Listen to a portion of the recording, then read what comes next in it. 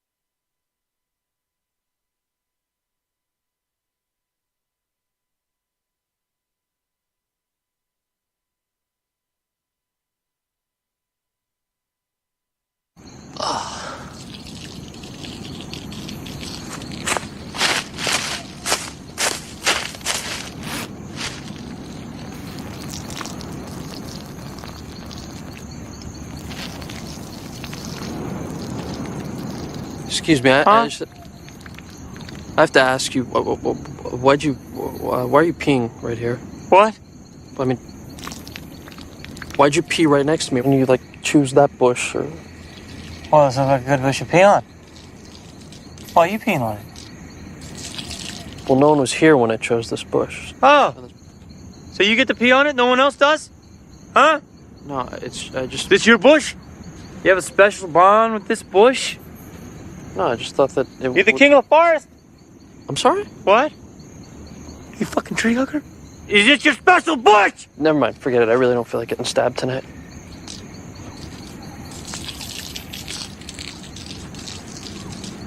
Nice pubes. Thanks.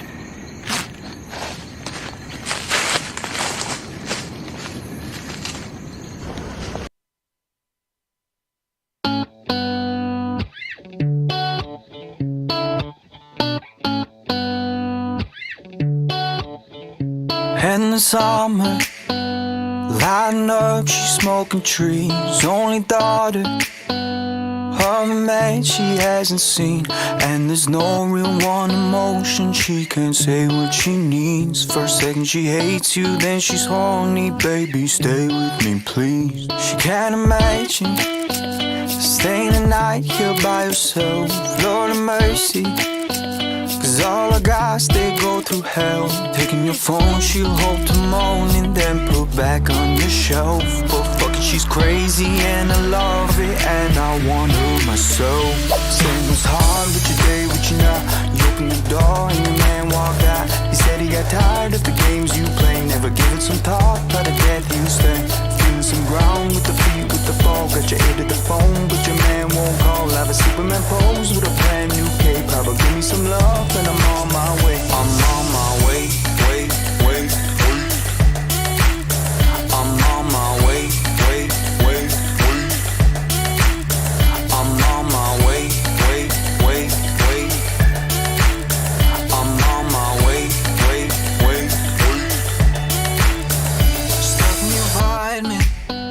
You say that you got some big surprise. I think that I like this.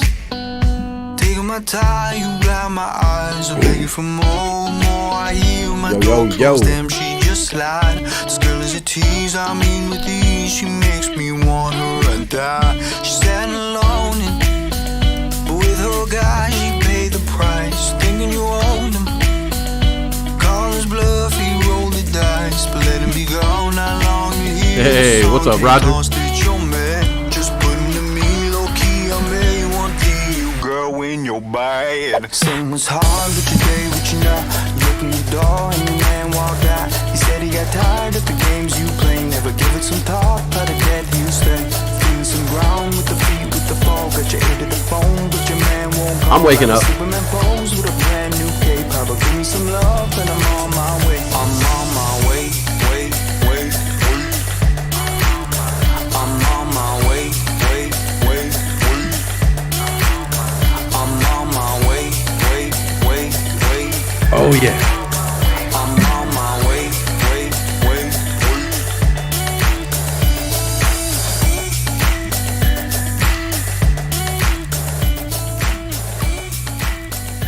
Oh man. Good morning. Light crowd today.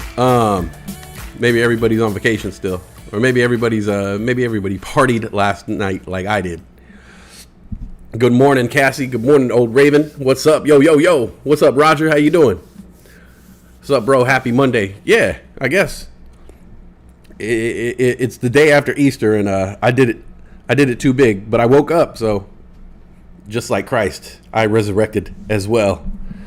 My sister went out of town, so we partied like rock stars yesterday, and I'm feeling it this morning.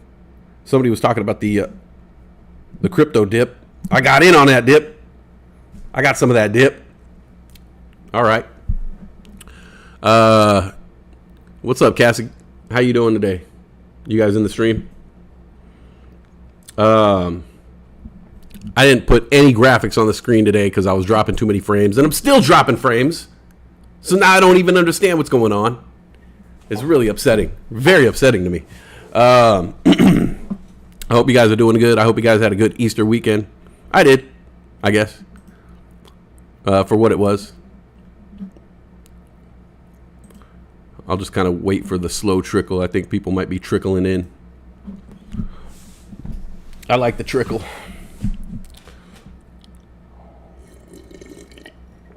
We've got 420 coming up. I think I'm going to broadcast on 420, even though it's a, what is that? A Wednesday? I normally don't do a Wednesday show, but I think I'm going to flip it up and start doing a Monday, Wednesday show instead of a Monday, Tuesday show. It's too hard to write back-to-back shows.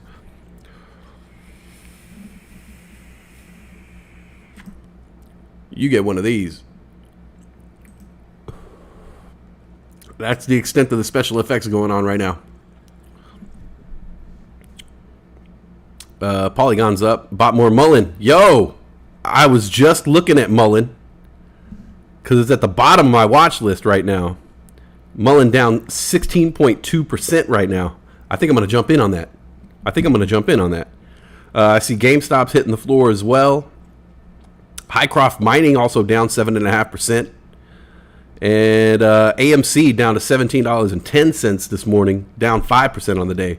I'm watching AMC and GameStop. GameStop for sure. Like if GameStop ever drops below $100, I know now to buy some of that GameStop.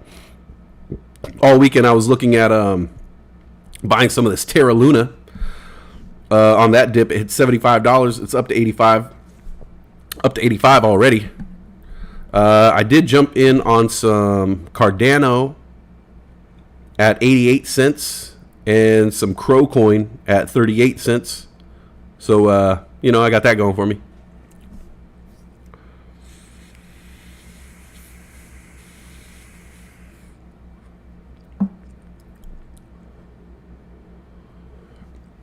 Wow, light crowd. Where's everybody at? I got all these amazing jokes. I wrote all these amazing jokes. Be a shame only to use them on 3 people, but whatever. All right. This joke I wrote, it's not even that funny. But it was funny to me this morning. We'll try it out. Lever 2000 used to be a really popular soap. Like, everybody used to use Lever 2000. And then, like, 2001 came along, and everybody was like, man, that shit is old, son. That's it. That's my Lever 2000 joke. I wrote another joke about Pac-Man, but it's less funny than the Lever 2000 joke. I saw that Batman movie. Anybody looking at music NFTs? Actually, we actually have someone on in the stream who is coming out with their own music NFTs. Let's see if I could get his information up.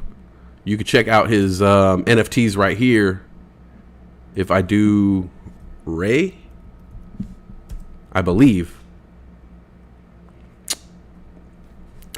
Oh, thank you, Cassie. Cassie tweeted out the link. Hopefully more people show up. I have something that automatically tweets every time I go live, which sucks because sometimes I'll do a test run and it'll tweet out that. Okay, there we go. Roger, if you want to check out this link right there, the link trees. This is Red Ray's link tree. He's a musician who is part of the family here. And he's actually coming up with music NFTs and NFTs of his posters, his live posters. So when he does a live show, he's coming up with NFTs for that right there. And I believe, I forget the name of the player that we were using for that. But yeah, we're trying to stay up on the NFT game. My man Mitchell Wayne is like the resident NFT expert around these parts. He hips me onto all the new cool stuff that's coming out. I just kind of follow his lead because I'm still learning myself about the NFT game. You know what I'm saying?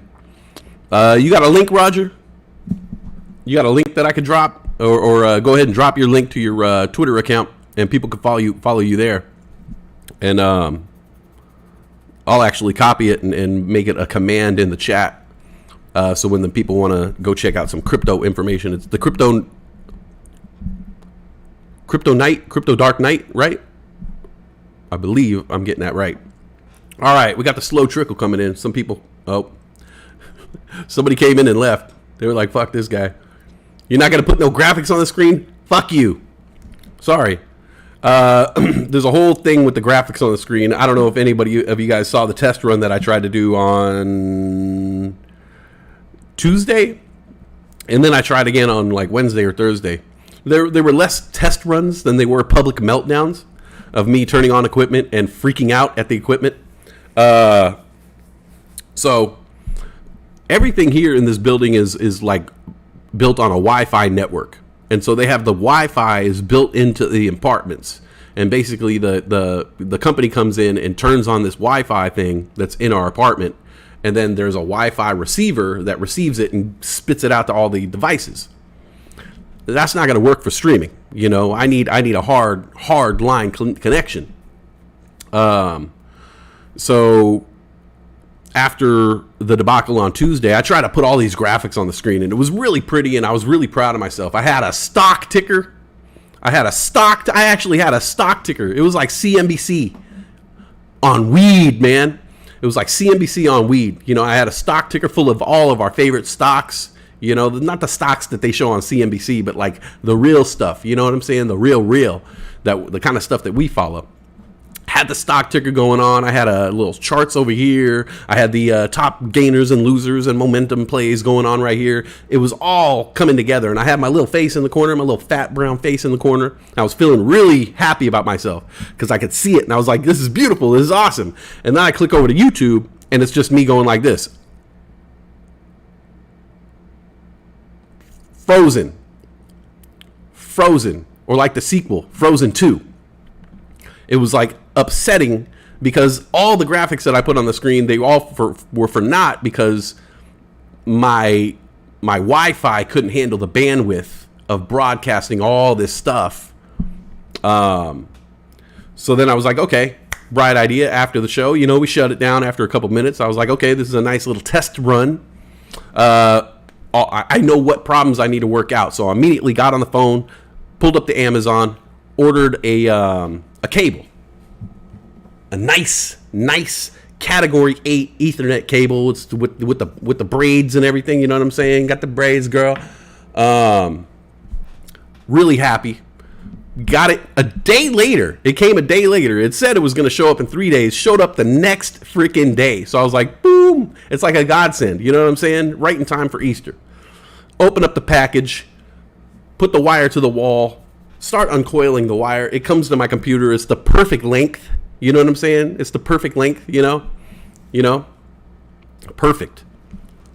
And try to plug it in my computer, and I realize my computer doesn't have an Ethernet port. My computer doesn't have an Ethernet port because I got one of these newfangled computers where everything has to be streamlined and small, you know? Like the plug for the Ethernet is thicker than my computer. So, okay, another hitch in the giddy up, whatever. All right, fine. You know, I'll go to Best Buy, get a connector.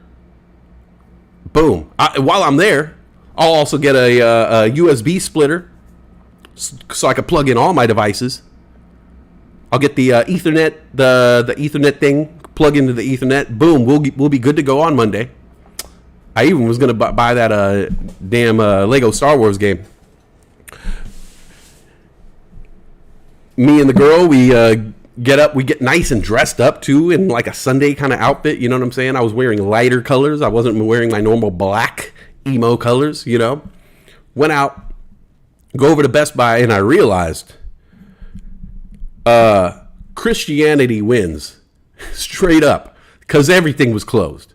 Everything was closed. Like, okay, stores are even open on Christmas. Okay, Target's open on Christmas. Target is open on Thanksgiving. Best Buy is open all year round. But all the stores in the shopping center were closed on Easter. Like, that's it. Like that. If you need, you love the practical use case for NFTs. Me too. I'm all about the practical use case for NFTs. You know. I think there's so much more coming down the pike with NFTs. I think it's going to be really amazing. You know, right now, I think almost like a stock, NFTs are overbought. The word NFT is overbought, you know? So the RSI needs to cool off, if you know what I mean. What's up, Mitchell Wayne? Oh, okay. Mitchell Wayne, that's so this is the guy I was talking about, Roger. Mitchell Wayne is the guy who gives me all the knowledge I have about NFTs right now. It's all coming from Mitchell Wayne. He's at the forefront of the game right now, and his son is Red Ray, who's putting out these musical NFTs and whatnot. So yeah, I was just amazed. I was just amazed that like Easter, because to me Easter is not really like a big time holiday. I'm not a religious fella, you know. I'm what they say, I'm spiritual, not religious, you know, like, gag me. Whenever I hear people say that, it's just like, it makes me want to throw up, but it's true. Like, I'm a very spiritual person, you know what I'm saying? I believe in I believe in this crazy thing, like the sun rising and setting and, you know, water flowing and air, you know, I believe in the elements and stuff like that. Whoo, crazy me. I don't believe in, deities or anything like that. Well, I guess the rest of society does believe in deities because Christianity has won out. They closed Target on a Sunday for Easter. It wasn't even if they were like, oh, we're going to be so slow because all the people are going to be at church. It wasn't even a question of that. It was just like, no, we don't care if people want to shop on Sunday. We're closing for Easter. All right. Nick, listening while working too. All right, let's work. Put in that work. Do work, son. So, yeah, I was really, really amazed that not only was Best Buy closed, we made this whole special trip. We got dressed up. We had things to buy. You know what I'm saying? I was there. I was ready to consume. You know what I'm saying? I was ready to be a consumer. I was ready to be a patron. I was ready to patronize this business.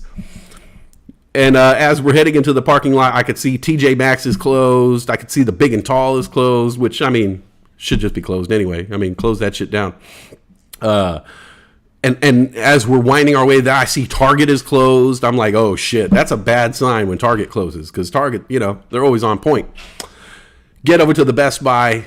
It's shut. You know what I'm saying? It looks like they're ready for a riot, an Easter riot. So it totally sucked. Wasn't able to get my connector. So no special bells and whistles today. No charts and no graphics or anything like that until I could get this internet problem fixed. Because the Wi-Fi ain't cutting it, man. You want to be a professional streamer, you got to plug into the wall, man. You got to plug into the wall, bro. What's up, Kareem? Working, didn't get a notification. Damn you, YouTube. They're trying to bury me. I'm going to fight back, YouTube. So I saw that new Batman movie over the weekend. Oh, this is a segment of the show we call Movie Reviews a Month Later. Movie Reviews a Month Later. I'm sure the whole world has seen the Batman movie by now. Movie Reviews a Month Later. But this is my movie review a month later. Movie Reviews a Month Later. I saw the new Batman movie. I know everybody else and their mama has seen it by now. The more people adopting uses like concert tickets, merch sales, collectible items, mainstream adoption gets closer. Buckles your seatbelt. Yes, exactly, Roger. And I love the concert ticket aspect because that is going to be the first way for people to really understand the case use of NFTs. Hey, buy your ticket. You know what I'm saying? Buy your ticket on this network, whatever. Boom. We're going to send you, instead of just sending you a QR code that you walk up and it doesn't work, we're going to send you an NFT of your concert ticket, and that NFT is going to have all the tracks. It could have the set list of what the artist is going to play that show. Maybe you could, collect more. You know what I'm saying? Like, what if you bought 2 concert tickets? Oh, if you bought 4 concert tickets, you get you put them together and get a T-shirt. If you bought this many concert tickets, you can get merchandise and stuff like that. Hey, there's somebody behind me. What are you doing over there? Girl wearing fake Uggs. Thugs. Easter used to be a guaranteed day off as a cashier for sure. And I went. So, anyways, after the Best Buy debacle, we went over to the grocery store because we were like, "Hey, let's get drunk."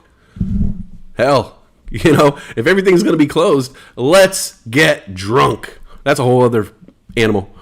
Mitchell Wayne says we are doing that right now. Roger Kemplin, yes. Like I said, Roger Kemplin, if you want to share your link. If you want to share the link to your Twitter page, go ahead and drop it right here in the chat. There's no moderator who's going to eat that up. But yeah, I think that the concert tickets is going to be a really good way because look, old and young people buy concert tickets. That's an easy way to slip them an NFT. You know what I'm saying? Like Prince used to have like the highest record sales, even for his stuff that, wasn't that good, like when he was the symbol. Prince used to slip in CDs for all anybody who bought a ticket to his live show got the CD, and then they would count that towards a sale. And so Prince used to rack up the sales, but he was doing it low key because people want to see him live, but they didn't really want to buy the new album. You know what I'm saying? Because, all Prince's good stuff was in the 80s. So yeah, I think the NFT concert tickets is going to be a real easy way to slip NFTs into people's hands. You know what I'm saying? Roger Kemplin was there when we were talking. I met Roger at the barbershop. We were talking about NFTs, and there was a guy, an older gentleman. Like when I say older, like he was an older guy. He was probably like in his late 60s. An older gentleman, late 60s. He comes into the barbershop and he says he's going to South by Southwest, which you guys might know is a music festival down in Austin, I believe. And he said, and he brought up this older gentleman, 60, 65, 67 years old, something like that, right? Starts talking about NFTs with me and Roger and the rest of the crew. And he says, I have to, when I go down to South by Southwest, they told me that I need to set up an NFT wallet. Boom, right there. Ticket sales, an easy way to get into a generation that doesn't even know about NFTs. You're forcing it upon them. You know what I'm saying? Our NFTs are also passive income miners in some metaverse worlds. Boom. So yeah, this older gentleman, he comes in, says he just wants to go to South by Southwest, but To get his ticket, he needs to set up an NFT wallet. And while he's down there, they said that they're going to be giving away free NFTs. Bands, the artists, merchandise, people promoting things, they're going to be giving away NFTs. So you have to go to South by Southwest and set up an NFT wallet. So anyways, and you might remember that conversation, Roger. Well, the dude came in a couple weeks later and told me he was all about it now. Now, from 2 weeks ago, he was talking about, I don't even know how to set up the wallet. He comes back 2 weeks later and he's raving about NFTs. Now he can't stop talking about NFTs. Oh, it was so cool. They got the wallet and I was able to get this and this and this. And they were giving me free NFTs every day. And wow, like there's so many uses for them. It was such a cool thing to witness. That that generation above ours getting hip to the fact of what an NFT could be used for, Because right now, I think we all, the majority of people out there think an NFT is just like a CryptoPunk. It's an icon, I think a lot of people are like, oh, an NFT, that's either a CryptoPunk or like, a cat hitting a bong, like you use it as your Twitter profile. Why do I need to be involved in NFTs? When you show them the use case of an NFT, when you show them like, hey, this NFT, yeah, it's a picture and you could use it here and you could do this, but you could also play music from it. It also entitles you to own property. You know what I'm saying? That's a certificate of authenticity. You know what I'm saying? There's so many use cases. The world, it's limitless. You know what I'm saying? Like really, really, really in the world that we have created here in the internet, the interweb, the World Wide Web, the metaverse, within this domain, the powers of an NFT are absolutely limitless. You ever seen that movie Limitless? Yeah. It's limitless. You know what I'm saying? Yo, what's up, Brian Joel? We're just talking about NFTs and Easter being hungover. And I was going to go into my movie reviews a month later segment of the show. Movie reviews a month later, because I just saw Batman and I'm really hot on it.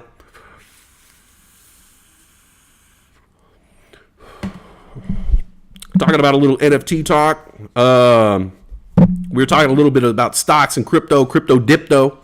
We got the crypto dipto going on this weekend. Most of the cryptos are coming back now. Man, I'm telling you, if you ever see Terra Luna drop to $75, text me, call me, let me know, because I need to buy that shit. All right. Terra Luna up to $85 already. It hit $75 yesterday. That's a $10 gain in 24 hours. Terra Luna up 10.7%. Polygon Matic coming back. That's up 3%. All the cryptos are coming back. Bitcoin on the rise right now, back to 39.9. Even Shiba's coming back at 0.000000000000000002477. The only cryptos in the red still are the ones that I bought yesterday, baby. That's right. Crowcoin, ADA still at 91 cents. Hey, I got a couple cents coming my way though. That's all good. Ethereum, Dogecoin still down. Chainlink, 1357 right now. I got my eye on that Chainlink. Brian Joel, you pumping BTC a bit? You got to watch Winning Time. Winning Time? What is Winning Time? I'll watch it if it's cool. I started watching, who told me about Murderville? Brian Joel, was that you telling me about Murderville like a month ago or something like that? Started watching it. Absolutely loved it. Couldn't figure out what was going on at first. And then once I figured out that the show is like completely non-scripted, I fell in love with it. Let's see, what else were we watching? We were watching something else lately. My girlfriend's into anime right now, and so I'm starting to like kind of get into anime.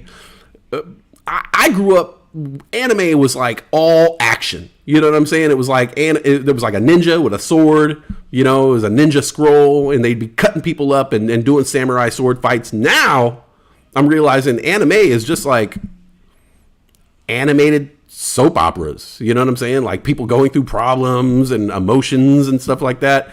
And at first I was like, well, fuck, where's all the magic? Where's all the fighting? You know what I'm saying?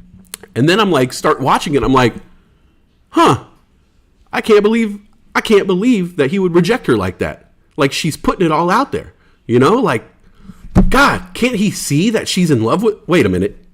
Am I watching girl anime right now? Oh my God, I'm getting into these characters. What the hell? Oh, Winning Time, the Lakers show. Oh shit, I forgot about that. Did I say that Adrian Brody is in that? Oh, Mitchell Wayne, it was you who talked about Murderville. Yo, I absolutely love it. Thank you for the suggestion. I absolutely love it. It was hilarious. That's what happens when you get hooked. Be safe out there. Okay, so I'm starting to get hooked to the point where I started researching some anime shows, and I'm like, there was a list of anime shows that somebody said these are the best shows. Like, one of them was, I think, Death Note. There was another one about like amazing people in high school. There was a whole list of anime shows, and I was asking my girl, like, hey, have you seen this? Have you seen this? Have you seen this? Like, I'm gonna start watching some of this anime, you know. You were watching D-Grade play some anime game last night. That's what I need. I need a link to D-Grade's Twitch channel so we could promote D-Grade here. Let me write that down. But yeah, I'm hot on the NFTs right now, Roger. I'm just trying to, like, there's not going to say there's oversaturation of NFTs. I think there's an oversaturation of iconic type of NFTs. You know, when we're talking about a pixelated picture, you know, of a monkey smoking a crack pipe or a cat wearing a crown. There's a ton of those out there that you have to wade through the waters. You know, everybody left and right is making these NFTs, and it's going to be the next big thing. But I try to just like filter all that out and concentrate on the case use NFTs. The NFTs that are really going to have a case use, I think those are the ones that are going to blow up. Those are the guaranteed investments to me, you know. Adrian Brody plays Pat Riley. What? Yo. Okay. I'm gonna have to figure out how to watch that. I don't know if my girlfriend's gonna be into that, you know. And when you're in a relationship, you basically have to make sure that I'm making sure she's not listening to me right now. You have to compromise. You know what I'm saying? So that might be a show that I have to watch when she's not around. You know.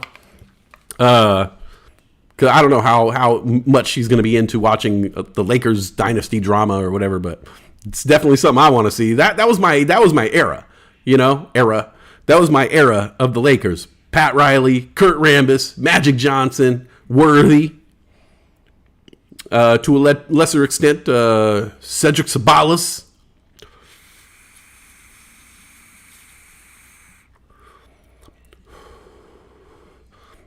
So like I said, I saw the Batman movie. One startling revelation that I got from the Batman movie is that I realized after the movie was over, I was really hot on it. I just want to talk about the movie. You know, I want to talk about the movie. I saw it with my girlfriend. This is the segment of the show we call Movie Reviews a Month Later. I know most of you already seen the new Batman. I just barely see it, and I'll tell you why. First of all, I'm lazy, so I don't usually go. Yeah, I'll say that I'm going to see something on the opening day. I never see it on the opening day. Doctor Strange is coming out on the 6th of next month. I said, uh-oh. She's listening. She got the delay. I love you. Oh, Brian Joel says she'll like it. Don't need to be a sports fan at all. All right there, sports fans. So we go to see Batman, and after Batman's over, I'm like riding a high of Batman. Turn to her and I'm like, yo, that was so amazing, Joker. Oh, sorry, don't want to spoil it, but Joker is in it. You can't even see his face, so don't even worry about it. And this and that, and she immediately is just like, I didn't like that end scene. I didn't like it. Why did they have to? They could have cut that scene out. They could have cut a lot of scenes out of that movie. And I was like, no, it was perfect. Leave the movie how it is, you know. And then I found out that my girlfriend is a Marvel head, and she doesn't care about Batman. I love Batman. I love Marvel movies as well, and I think the Marvel movies are the greatest comic book movies ever made. But when I was growing up and collecting comic books, I didn't collect any DC comic books. I had like Maybe a tenth of my collection was DC. The rest, it was all Marvel. Marvel was colorful and vibrant and fun, and they had these out of this world characters, you know, and DC was just kind of boring and more adult to me, you know. But Batman was always my favorite comic book character. Batman above all. I'm going to tell you why, okay? Because to me, like, Batman, I met another Batman fan once, and he said, "You're a believer." I said, "What do you mean?" And he said, "Batman fans, we're believers. We believe in Batman. We believe that this can be a real thing." And it dawned on me, I was like, yeah, that is why I love Batman so much. Is because I want to believe that someone out of the goodness of their heart, some rich fuck out there who has, you know, nothing but time and money on their hands would try to give back to society in this way that Batman does, you know? Like a Elon Musk type of character. You know, an Elon Musk guy, if he really practiced, you know, if Elon Musk really tried hard and put in the effort, he could have a bunch of gadgets made like Batman, you know? He could take some ninjutsu and some fighting classes and learn how to bing, bing, block bullets with his wrists. You know what I'm saying? Like, I believe out there somewhere, I believe that if I was incredibly wealthy and maybe like 15 years younger, that I would be a Batman, you know, that I would go out and fight crime, you know, even if it's just like, you know, scaring away taggers or you know, kicking a homeless guy around. I'm just joking. You agreed on the Batman? Where are you playing your Mitchell Wayne, where are you playing metaverse concerts? Oh, yeah, Roger. Good question. What's up with the metaverse concerts, Mitchell Wayne? And let's talk about getting a little live music night with your boy. Maybe Wednesday we could have a 420 celebration in the Discord. Smoke it up. You know what I'm saying? Turn the cameras on. Have a good time. Dark Knight, the new movie was really good too. I like the vehicles in the new movie. Okay, so that was one of the biggest problems that a lot of people that I heard talk about is they didn't like the Batmobile. Me personally, I liked it because it shows his progress. You know what I'm saying? This is not Batman who's been Batman for years and years and years. They even say it in the movie at one point that he's only been Batman for 2 years at this point. And so it reflects. He's a younger dude, Robert Pattinson, as you might know, Edward the Vampire. I'm Team Jacob, so, you know, fuck Edward. But he's a new Batman. You know what I'm saying? He's just starting out. He's rookie year Batman. You know, he's sophomore year Batman. So his outfit, you know, his mask is kind of like a gimp mask. You know, it's kind of made of leather. It looks kind of sewn together. Everything is really, you know, he's beginner status. He's like the beginning of the video game where all your equipment is kind of weak. You know, he's not fighting the final boss yet where everything's clean and perfect, you know.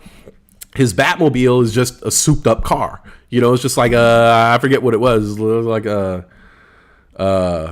maybe an old school it wasn't an old school Corvette. I don't know what it was. It was an actual car, like a old school Dodge Charger or some shit like that.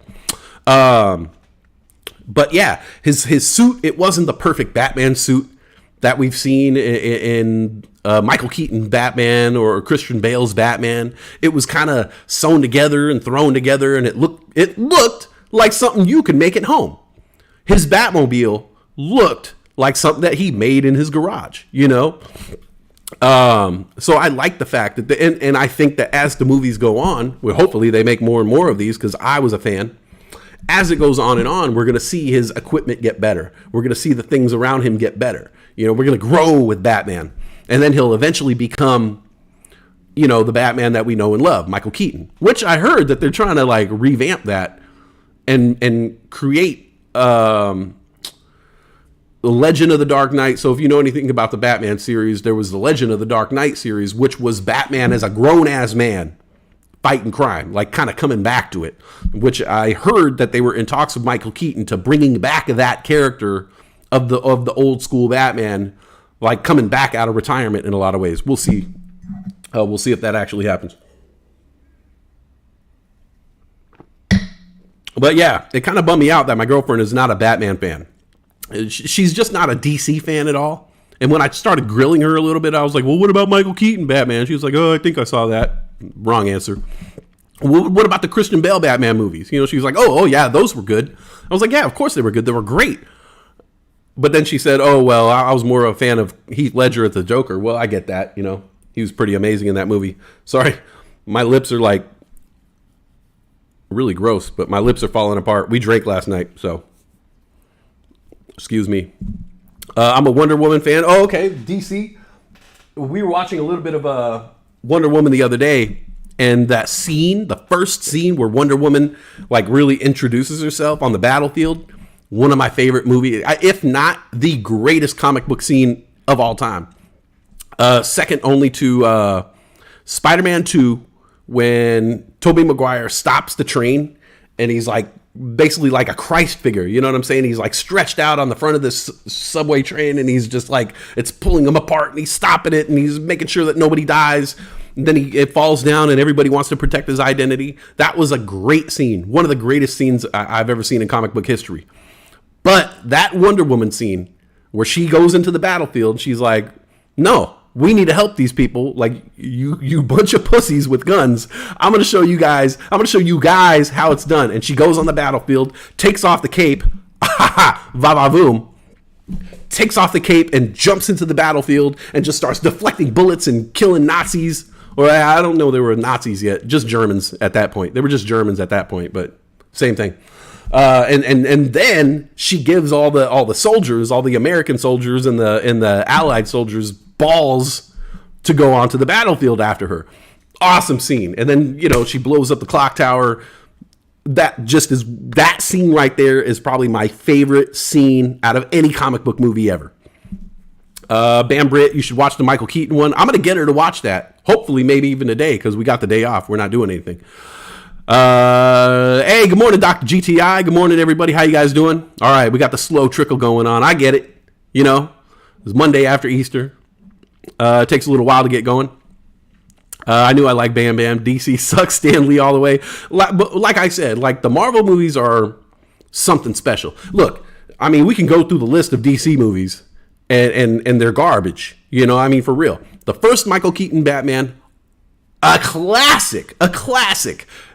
Tim Burton gave life to Gotham City like we've never seen it before. It was dark. It was creepy. It was gothic. Every building and everything was ominous. The bat suit. He was in the shadows. Jack Nicholson is the Joker. Mwah. You know what I'm saying? Heath Ledger won an Academy Award for the Joker, and somewhere Jack Nicholson was like, that should have been mine. Okay? Because Jack Nicholson killed it as the Joker. And then they made a sequel, Batman Returns, and look, I didn't like it. I'm sorry. Some people are like, oh, it's just as good as the first one. No, it sucked, you know? Penguin was too penguin-y, and it just didn't do it for me. You know, the second Batman Returns, you know? Didn't do it for me. And then they started cranking them out. You know what I'm saying? There was one with Jim Carrey, the Riddler. The best thing about that movie was Kiss from a Rose.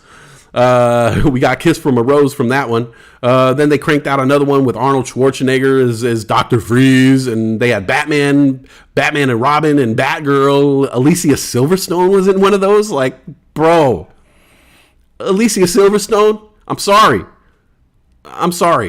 She's clueless. Okay, she's not kicking any ass. I'm sorry.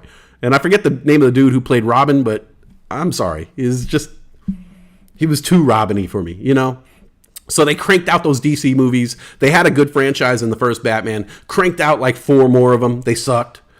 You know, we all know Aquaman, the League of Justice League movies, the Ben Affleck Batman, which no one wants to like consider a real movie even. You know, the Ben Affleck Batman, he made a couple of those. Batman versus Superman, which is not even a freaking battle. You know what I'm saying? Like, there should be no one fighting Superman. He's Superman. He's the best. You know what I'm saying? Which is why I hate Superman. I hate Superman. Okay? Because there's always like a weakness. He always has a weakness. I'm like, bro, you're Superman. You have no weaknesses. You're Superman. Like, you can literally spin the planet backwards and go through time like you're Superman. Enough. They made a couple of those Superman movies. I could barely get through them. The Wonder Woman 1 was amazing. Wonder Woman 2, garbage.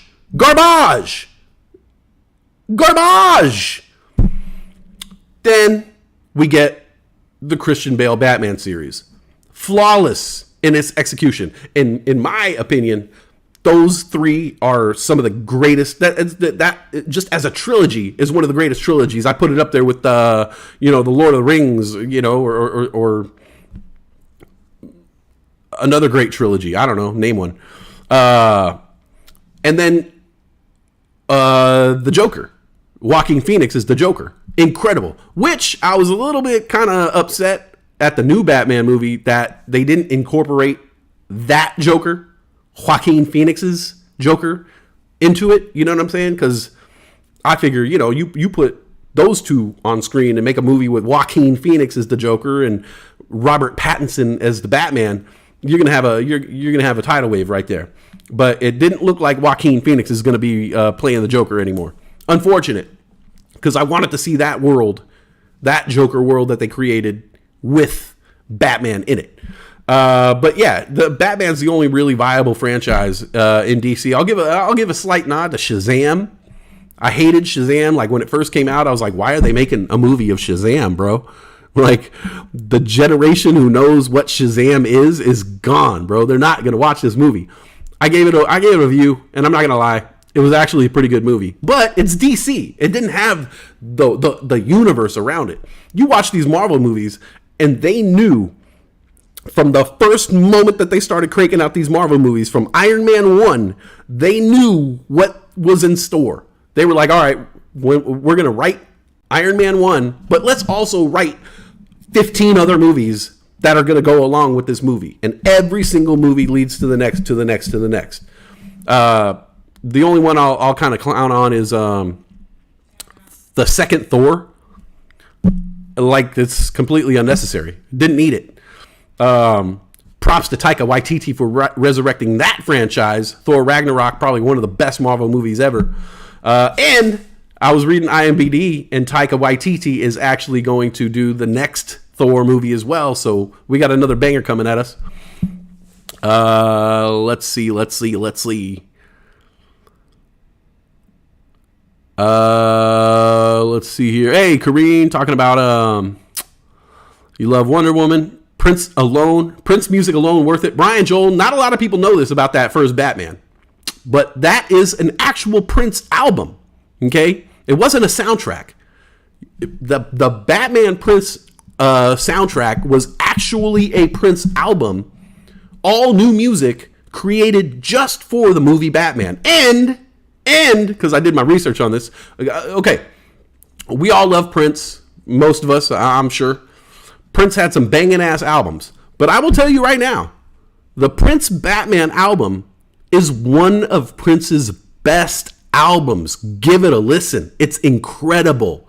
It's incredible. Future, Electric Chair, Bat Dance. It's loaded with hits. Party Man. It's loaded with hits. And little known fact, Prince wrote the album as two personas. Okay? So when you listen to when you read the credits on the album, when you go through a song, it will say Batman or Prince. He wrote one song as Vicky Vale, but the rest of them are coming from either Batman's point of view or the Joker's point of view. So Electric Chair is Batman's point of view. Party Man is coming from Joker's point of view. And he wrote all the songs as a character in the movie. Okay? Prince was actually a big Batman fan, and for years and years and years and years, Warner Brothers was trying to get him to do soundtracks. And Prince, being the badass he is, was like, I don't do soundtracks. He wouldn't do soundtracks. Instead, Prince would make his own movies and make it because Warner Brothers, their contract was so heavy that he was like, okay, fine, I'm going to fight back any way I can. I'll be a smartass. So they said, well, you are entitled to do a soundtrack for a Warner Brothers movie. And so what did Prince do? He made a Warner Brothers movie. He made Under the Cherry Moon. Garbage. But still, he did it. And so Batman was one of the projects that Prince was like, I want to be on that soundtrack. And they were like, oh, okay, we can give you a single. He was like, no. I want the whole thing. I'm going to create the entire soundtrack for this Batman movie.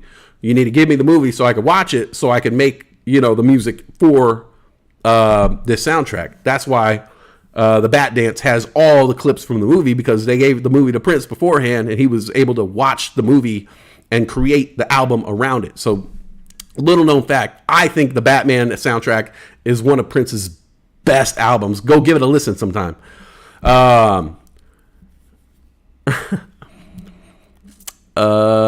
Actors are not the same as the characters, hence DC sucks. I wish we could get a good Superman movie. I don't know, man.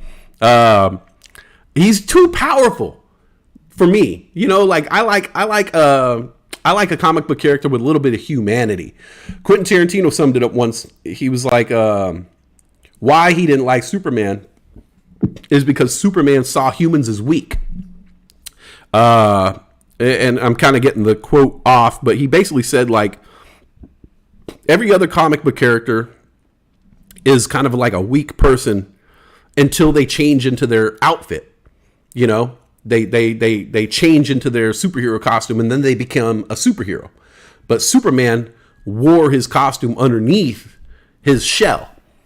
And what he chose to be was an average human, which was a human who wore a suit, wore glasses, went to work every day, because that's what Superman thought of humans. He thought humans were just kind of weak, meek, people who just wore suits and glasses and went to work every day. So in a lot of ways, Superman just kind of viewed us as a lot lesser, which, I mean, to Superman, we are. But there was something about that I never liked Superman, Christopher Reeves, he was dope, but that was Christopher Reeves. It was different. That was a different tone in movie. It was kind of more, it was almost like comparing Christian Bale's Batman to Adam West's Batman. Two different animals. So anyways, we see the Batman movie. Movie reviews a month later. We see the movie. I loved it. I love the fact that they didn't fuck around with the backstory. I'm sick of comic book character movies bogging me down with the backstory. The backstory we already know. You know what I'm saying? Like, I know more about the backstory of Batman than I do Jesus. You know what I'm saying? Like, it's because Jesus doesn't have 10 movies. Like, I know the backstory of Batman because every time they make a new Batman movie, they tell us about the stupid backstory. Oh, okay, they're walking home from the theater and the parents get shot and he gets mad and enough, bro. I don't need to know any more backstory about these characters. We already know. Let's get the movie going. And that's what this new Batman movie did. They immediately just said, he's Batman. Okay, you guys know what happened. Let's go. And they just got the movie going. And he, interestingly enough, I was waiting for the moment for him to say, I'm Batman. He never said it. The one time I thought in the beginning of the movie, I was like, oh, he's about to say it. Here we go. Because everybody, I grade all the Batman actors on how they deliver that line. And he walks up to the crowd and he goes, I'm vengeance. I was like, what? Line? You didn't know your line, Robert? It's I'm Batman. But yeah, they didn't refer to him. They didn't really refer to him as Batman a whole lot in the movie. They just referred to him as vengeance. So maybe he'll become Batman in the second one. I don't know. Assuming there's a second one. I'm assuming, they beat these shows to death. Read a hero with 1,000 faces and it'll all make sense. Read a hero with 1,000 faces. Okay. Taking notes today. You guys got me working.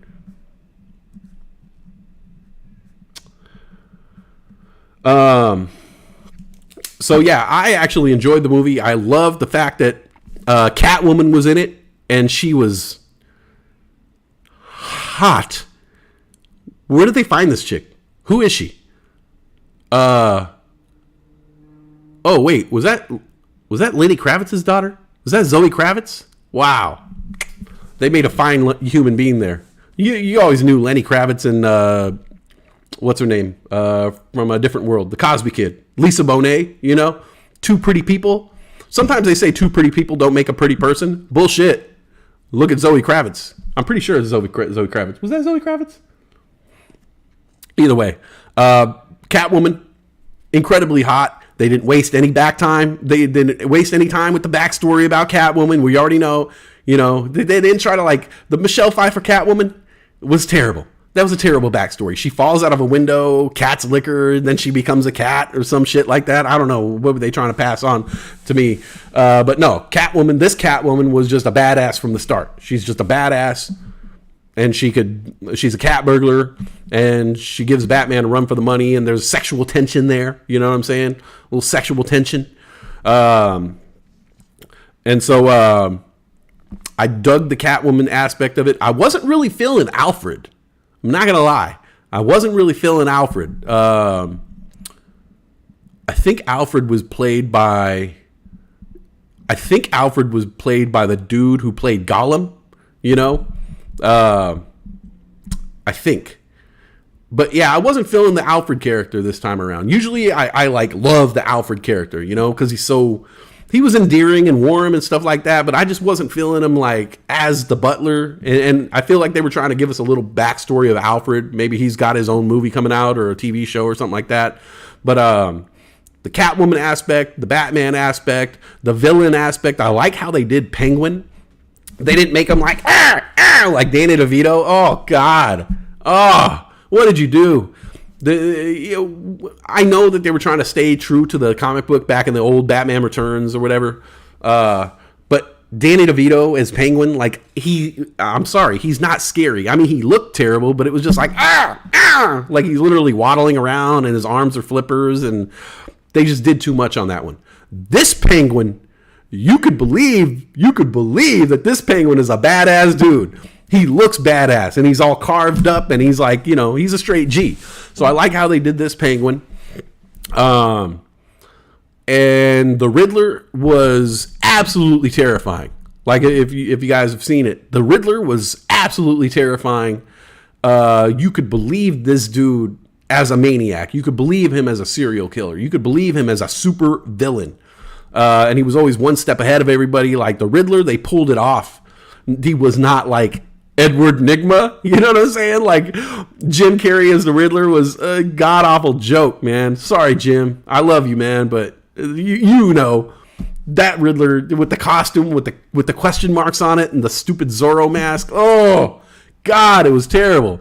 This Riddler, whoa, he was scary. You felt tension every time that the Riddler came on. It was like a tense situation. They used social media a lot. So a lot of the stuff that Riddler was doing was on social media. And so it was grainy and the camera was shaking, and it really made you feel like this dude is doing bad shit, You didn't get to see the Joker. Spoiler alert, the Joker is in Arkham, and he's kind of talking to the Riddler through the cells, but they don't really show him. But I get a sense of the person playing the Joker, this new iteration of the Joker, is basically playing Heath Ledger's Joker. He's doing a copycat version of Heath Ledger's Joker. The way he talked, the way that little tiny performance, I got the sense that he was just like, I'm going to just do Heath Ledger. Shit. It worked for Heath. Michael Caine was the perfect Alfred. Of course. Right, Nick? Right? Michael Caine was the greatest Alfred, and you loved him. He was so endearing. He was like this great father figure to Christian Bale. I loved Michael Caine. They should just have him in all the movies, man. Just bring him back. They did it. It worked for Spider-Man. J. Jonah Jameson being played by I forget his name. Anyways, the dude who played J. Jonah Jameson in the original Tobey Maguire Spider-Man is back in this new Marvel Spider-Man as the same character. And it's the metaverse. You know what I'm saying? It's the multiverse. Movie reviews 2 months later. So if you guys haven't seen the new Spider-Man movies, this is actually a sick ass trilogy that they did with these Spider-Mans. No Way Home, Far From Home, Homecoming. Homecoming, Far From Home, No Way Home. That's the order that they're in. They all have a little home in the title. These Spider-Man movies are legit.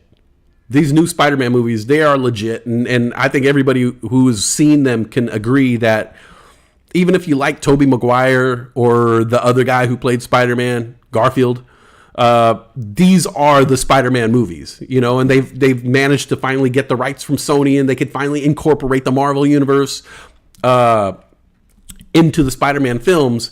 And look, spoiler alert, it's not even a spoiler anymore, because now on the trailers they're showing you the money shot, which is the new Spider-Man movies has all the characters from all the previous Spider-Man movies, all of them, like even the Sand Dude, Sandstorm, or whatever the hell his name is, who was like the most minor character out of all the Spider-Man movies. Even he's back. They bring them all back, and they bring the Spider-Mans back. And it, you know, look, I'm not ruining your day here by telling you that Tobey Maguire's in the new Spider-Man and Garfield's in the new Spider-Man, and they Spider-Man-ed it up. You know, they got a menage a spider going on. They pulled it off. If you have not seen the new Spider-Man, No Way Home, you got to check it out. It's good. It's like legitimately good. And Doctor Strange is in it. They're setting up the next Doctor Strange movie. Like, it's the Marvel universe. They're flawlessly pulling off these movies. I don't know how they're going to fit in the Eternals in all of this. The Eternals just seemed kind of like a one-shot movie. I know people hated the Eternals. Thank you, J.K. Simmons. Thank you, J.K. Simmons. But yeah, the Marvel universe is just flawless in its execution. It just blows my mind how, like, even think about this. You go see a Marvel movie in the theater, and once the movie is over, you don't leave. They force you to sit through all the credits. And if you watch them in the movie theater, you realize there's a lot of people working on this damn movie doing all the computer animation, because you have to sit there. After the first title screen is up, they show you one little tidbit. You watch that, and you get all horny for the next one. And then you got to sit through all the credits. And it's literally like 10 minutes worth of credits that you sit through just to get a little blurb of something at the very end that makes no sense whatsoever. A dude walks into a coffee shop, and he's like, I'll take a coffee. And he pays for it, and then it's like, end. And you're like, oh, shit, who was that? Was it the coffee? Was it the guy ordering the coffee? Was it the person at the coffee shop serving him coffee? What was I supposed to look like? Rewind it. Oh my God, I got to go watch it online. Like, Marvel has tuned it in so well that they force you to watch the credits just to get a little taste, and then to get a little morsel of what's to come. What's up, Red Ray? Nick Magnuson says they definitely pulled it off. Outstanding movie. Yes. I was kind of worried when I heard about what the twist was going to be. Like, oh, really? They're going to have all three Spider-Men in this movie? Like, how's that going to work? Tobey Maguire is going to be like, hey, my name's Tobey Maguire. I played Spider-Man. Like, how's this going to work? Absolutely pulled it off. And it made me feel bad for Garfield. Andrew Garfield. Because people completely forgot about his movies. He made 2 Spider-Man movies, and then, you know, they gave him the shaft. But he's actually a really, like, endearing dude. Like, I don't know if you have followed any movies of his career. He was in this great war movie called Hacksaw Ridge, where, like, you just fall in love with him. You fall in love with him. He's such a good guy. He's such a good actor. And he was actually not a bad Spider-Man, but when you compare him to Tobey Maguire, you know, there's no oh, thank you. There's no comparing him to Tobey Maguire Spider-Man or this new kid. I forget his name. Buff little dude, man. Huh? Tom Holland. Thank you, Britt. Tom Holland. He is the perfect Spider-Man. I wish he had more of a Tobey Maguire face. You know, Tobey Maguire had those big old eyes, and he kind of felt like he was kind of a dork. Tom Holland, obviously not a dork. He got Zendaya. You know, like, dorks don't get Zendaya. But he's like the perfect Spider-Man. He's a buff little fucker. You watch this movie, and he takes off his shirt, and you're like, holy shit. A buff little dude, man. Red Ray says, hey, Westside, we'll say everything you've said so far regarding the superhero universe. I completely agree. Question, though, favorite Batman villain? character-wise, not actor. Oh, I mean, hands down, my favorite villain out of anything. Like even better than Satan. My favorite villain is the Joker. Out of any comic book movie or out of any movie, the T-1000 from Terminator 2 is a close second. That's a really good villain. Really good villain. And I know somebody out there who's not seen Terminator 2. I think it was Old Raven Farm. You gotta see Terminator 2. The T-1000, one of the greatest villains of all time. Like, holy crap. Even now, the movie still holds up. You gotta see Terminator 2 because that is one of the greatest villains. And if you've seen it, you know what I'm talking about. When you first seen Terminator 2 and that T-1000 is out there doing his thing, you're like, this is an amazing villain. Like, he just kills it. But out of all the villains in anything, anywhere, the Joker is my favorite villain because the Joker don't give a shit, you know? And Jack Nicholson pulled that off in the first movie because, I mean, there's a scene where they took his balloons and he says, Bob, gun. Bob hands him a gun and he blows Bob away. His right-hand man, he just kills his right-hand man. That's the Joker. Heath Ledger in the Heath Ledger, was it the Dark Knight? He burns all the money, you know? And the Joker he burns all the money. It wasn't about money for him. It's about being a badass villain. That's what I've always loved about the Joker. The Joker doesn't care. There's no money's not at play. Fame isn't at play. You know, there's nothing at play. Joker is just 100% anarchistic. That's it. He just is all about the anarchy of it all. He's not trying to get fame and glory. He doesn't have demands. He just wants to do the thing that you don't think he's going to do. That's the Joker. That's why I love the Joker as a villain. He's just the greatest villain. And second, my favorite villain of all time, T-1000. Awesome. When he stabs the lady with the milk carton, and the milk carton goes through her, and the knife through her. Oh, awesome scene. But yeah, that's my movie review a month later. The new Batman, awesome. I didn't mind the Batmobile. I think it was supposed to look like a kind of like a janky ass hoopty, you know.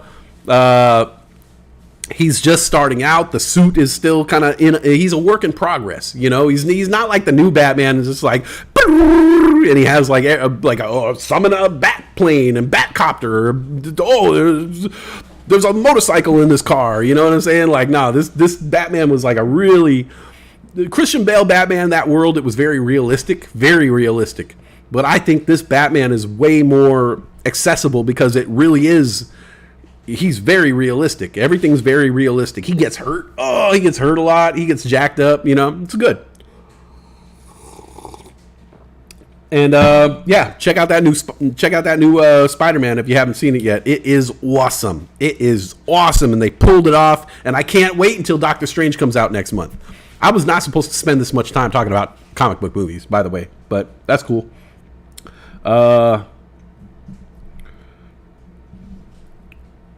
So I could just check these off my list of things to talk about. Oh, the only person who wasn't in the newest Spider-Man movie, James Franco. They brought back all the other people from all the Spider-Man movies except James Franco. And it makes me wonder, where the hell is James Franco? Like, where the hell is James Franco? Remember James Franco was like everywhere for a second, like literally everywhere.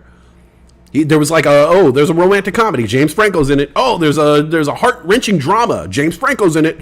Oh, there's these comedies. 3 comedies just came out with James Franco. Oh, this movie's written and directed by James Franco. Oh, James Franco. There's no more James Franco. You know, I don't know if like somebody made a wish somewhere and they were just like, I wish James Franco was gone, and blew out a candle and James Franco was just gone. I know there was a little Me Too stuff going on with him, but like even that was like kind of vague because it was just like somebody was like, yeah, James Franco took me on a date and he made me pay my half. You know, it was just like, it wasn't even like it wasn't like a sexual harassment-y thing. It was just like James Franco, yeah, I went out with him a couple times. He's kind of a dick. And then he just was like, oh, shit, they found out. Uh-oh. What's up, Joey? Good morning. Good morning. Yeah. Where does anybody know? Should we put James Franco on the back of a milk carton? Do they still do that? Do they still put missing kids on milk cartons? That's kind of like a thing of the past, right? Maybe we should bring that back. You know, there's a lot of missing kids out there. A ton of milk.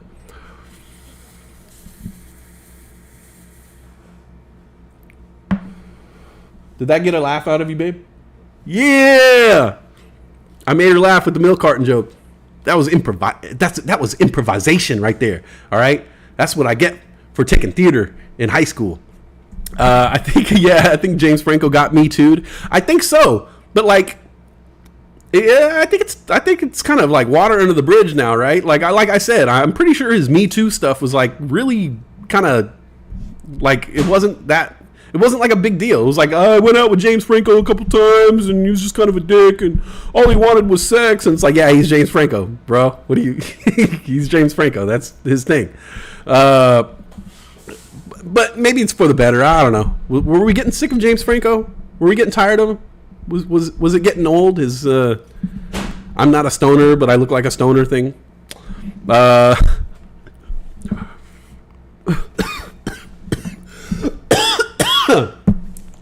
Hi, baby. So yeah, my sister went away for the week. A week without my sister. I don't want to sound happy about that. I love her. 10 days. Huh? 10 days. 10 days without my sister? Oh my goodness. My sister is my younger sister. She's much younger than me. Oh wait, no. I'm 28, so she's older than me by 2 years. My sister is my little sister. Not my little sister, but she's a little sister. But she's kind of like the mom around here because she's so... she's on top of her shit, you know? She pays her bills on time. She owns a business. You know, she wakes up and reads and reads and works out and she does meal planning. You know what I'm saying? Like that's some adult shit to do. You don't meal plan if you're like a kid. You know, irresponsible people don't meal plan. They don't plan.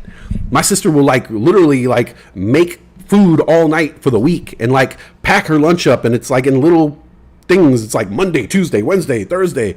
Like she's a very responsible person and she goes to sleep early, you know? And so like a lot of the times, like I don't want to say we, but because my girlfriend's kind of responsible like that too. Like if it wasn't for me, she would like go to bed at the same time every night and wake up early. But I'm, you know, all over the place. I like to stay up, you know, some nights I'll go to bed at 10 and then other nights I'll go to sleep at 2:30 in the morning. You know, like my sleep schedule is all over the place. I'll sleep until I feel rested. You know, that's my thing. Like if it's 10:30 in the morning and I still feel a little tired, I'll sleep until noon. I don't give a shit. I don't have that guilty conscience of falling asleep and sleeping all day. I'll wake up at 10:30 in the morning, come out, walk around the house and be like, nah, there's nothing here for me. And I'll go back to bed and I'll sleep until noon. I don't give a shit. I don't have that feeling of like, you're wasting the day away, because I know when I wake up, I'll rock it all night. You know what I'm saying? I am Batman. All right? I'm Batman.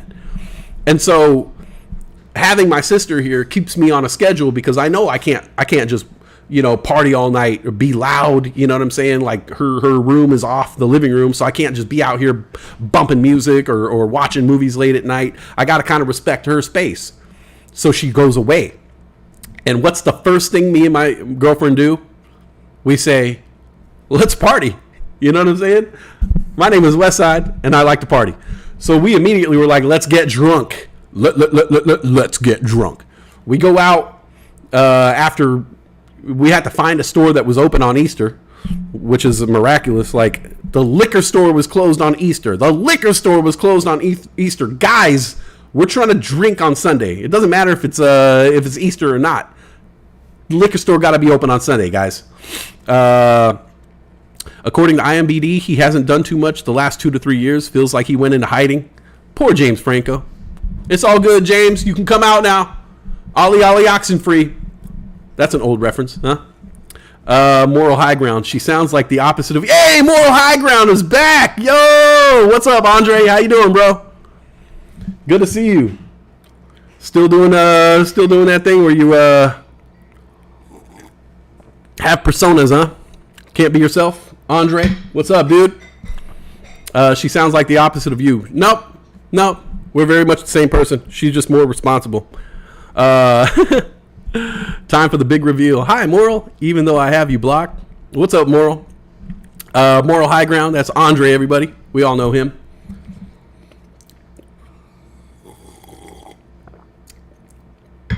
Always in hiding. Oh, no. Moral High Ground is James Franco. What's up, man? Yeah, so we immediately went out. We got liquor. We got some bottles. We got some beers. We got appetizers. And we just said, we're going to party all night. Turns out we can't party all night. We're too old. It doesn't work. So, yeah, we started drinking. And, yeah, it didn't last too long. I thought we were going to be up all night, drinking and partying and then carrying on. It didn't work. We were in bed by 10:30 or something like that. Like, we drank way too fast. We ate too much food. And we just ended up by like crashing at 10:30. There was no partying going on. We weren't even loud. You know what I'm saying? The one thing we did do that we can't do when my sister's here is we just walk around pretty much naked for the most part. Or like between the two of us, we'll have an outfit. Like she'll be wearing a shirt and I'll be wearing boxers. So like if like we needed an outfit, I could be like, hey, give me your shirt, or you could take my shorts. But yeah, we had these plans where we're gonna party all night and we're gonna like, listen to music and we're gonna be loud. You know what I'm saying? It wasn't like that at all. And then when we try to have, when we try to do adult business in the living room, we have like a leather couch, and it just you can't get down. You can't get down on the leather couch. You know what I'm saying? Because it's just like the skin on leather couch is just gross. Bust out the 409. Moral High Ground says, you know why you need a liquor store on Easter Sunday? Because you're an alcoholic and can't have and liquor in your house without drinking it. That's a run-on sentence. And you should never, ever start a sentence with because. Any idiot knows that. But whatever, Andre. You're good. I know you're a coward. This dude can't even turn on his mic in a Discord party. That's how much of a coward he is. All right. Not only does he hide behind personas, but when everybody would have a Discord party, he wouldn't even turn on his mic. You know what I'm saying? That's so funny. Like, you can say what you want about me, but bro, I'm out here. You know what I'm saying? People know my real name. People know my face. People know my voice. But cowards like you just hide in the background, and you use a woman. That's funny because you use a woman as your profile picture, but I mean, I guess maybe you kind of are a woman. But it's all good. You're just adding, hey, I need all the viewers I can get. So thank you, Andre. It's all good. James Franco. Did you know? I just found this out. My buddy was buying electrician gloves. Did you guys know that this part of the hand is called the thumb crotch? Did you know that? I mean, it is a thumb crotch, and that's some funny shit that I would just say, but it actually is, like, the technical term for this part of the hand is actually called the thumb crotch. And when you're buying gloves that need to fit a certain way, they have a thumb crotch, like how much space you'll need in your thumb crotch if those gloves are going to really fit you. That's amazing. It's called a thumb crotch. I just want to share that with you. So yeah, Ayla's gone for the week. It's great. I mean, she's probably watching and listening. It's not great that she's gone, but it's great that we kind of got it. Like, we were sitting here on the couch and we were like thinking, wow, this is what it's going to be like. Like, this is what it's going to be like when we have our own place, You hate on women now? No, I hate on dudes who are pretending to be women. Come on. Everybody knows Westside loves the ladies.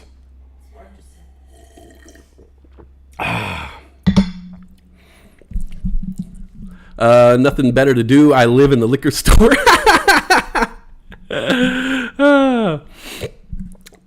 No, actually, I'm a feminist, which is, weird for a guy to say, but I'm like such a feminist, And I think most women who know me know that I'm like, the greatest thing to happen to women's rights, since Gloria Steinem.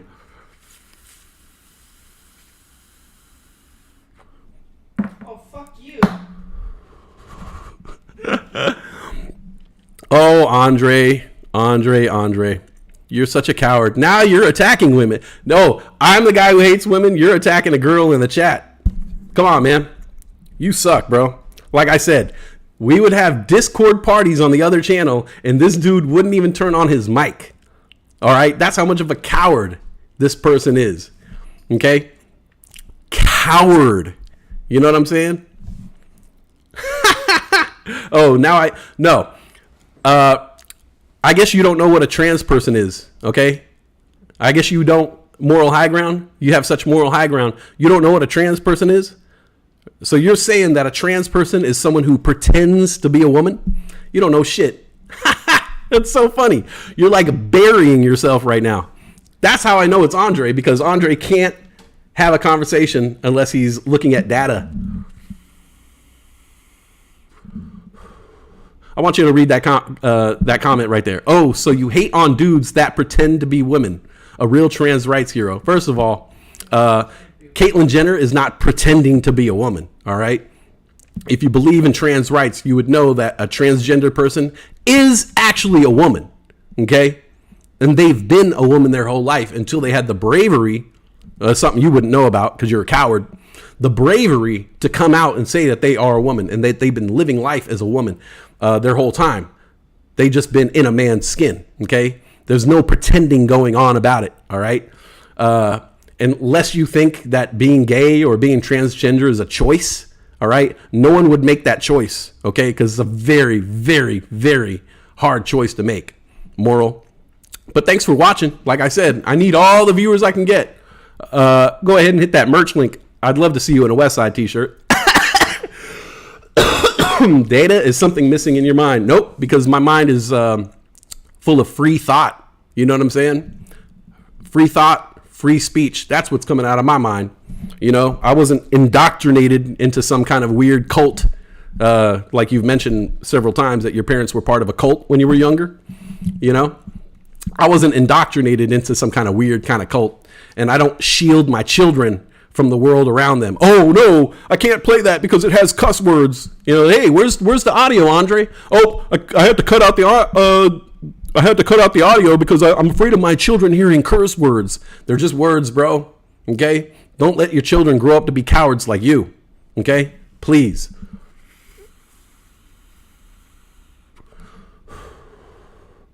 I'll wait for your rebuttal, buddy. I'm eating you alive, dude. Come on. Stick and move, man. Come back. Hit me with something, man. Hit me. I was thinking about Pac-Man the other day. Pac-Man has some of the greatest metabolism on earth. You know? Like, all he does is eat and eat and eat and eat all day long. He doesn't gain any weight. I want metabolism like Pac-Man. I mean, I know he's just eating little pellets. And I think the ghosts are like, I don't know, 0 points. You could eat all the ghosts you want. Like if you're doing Weight Watchers, it's like 0 points.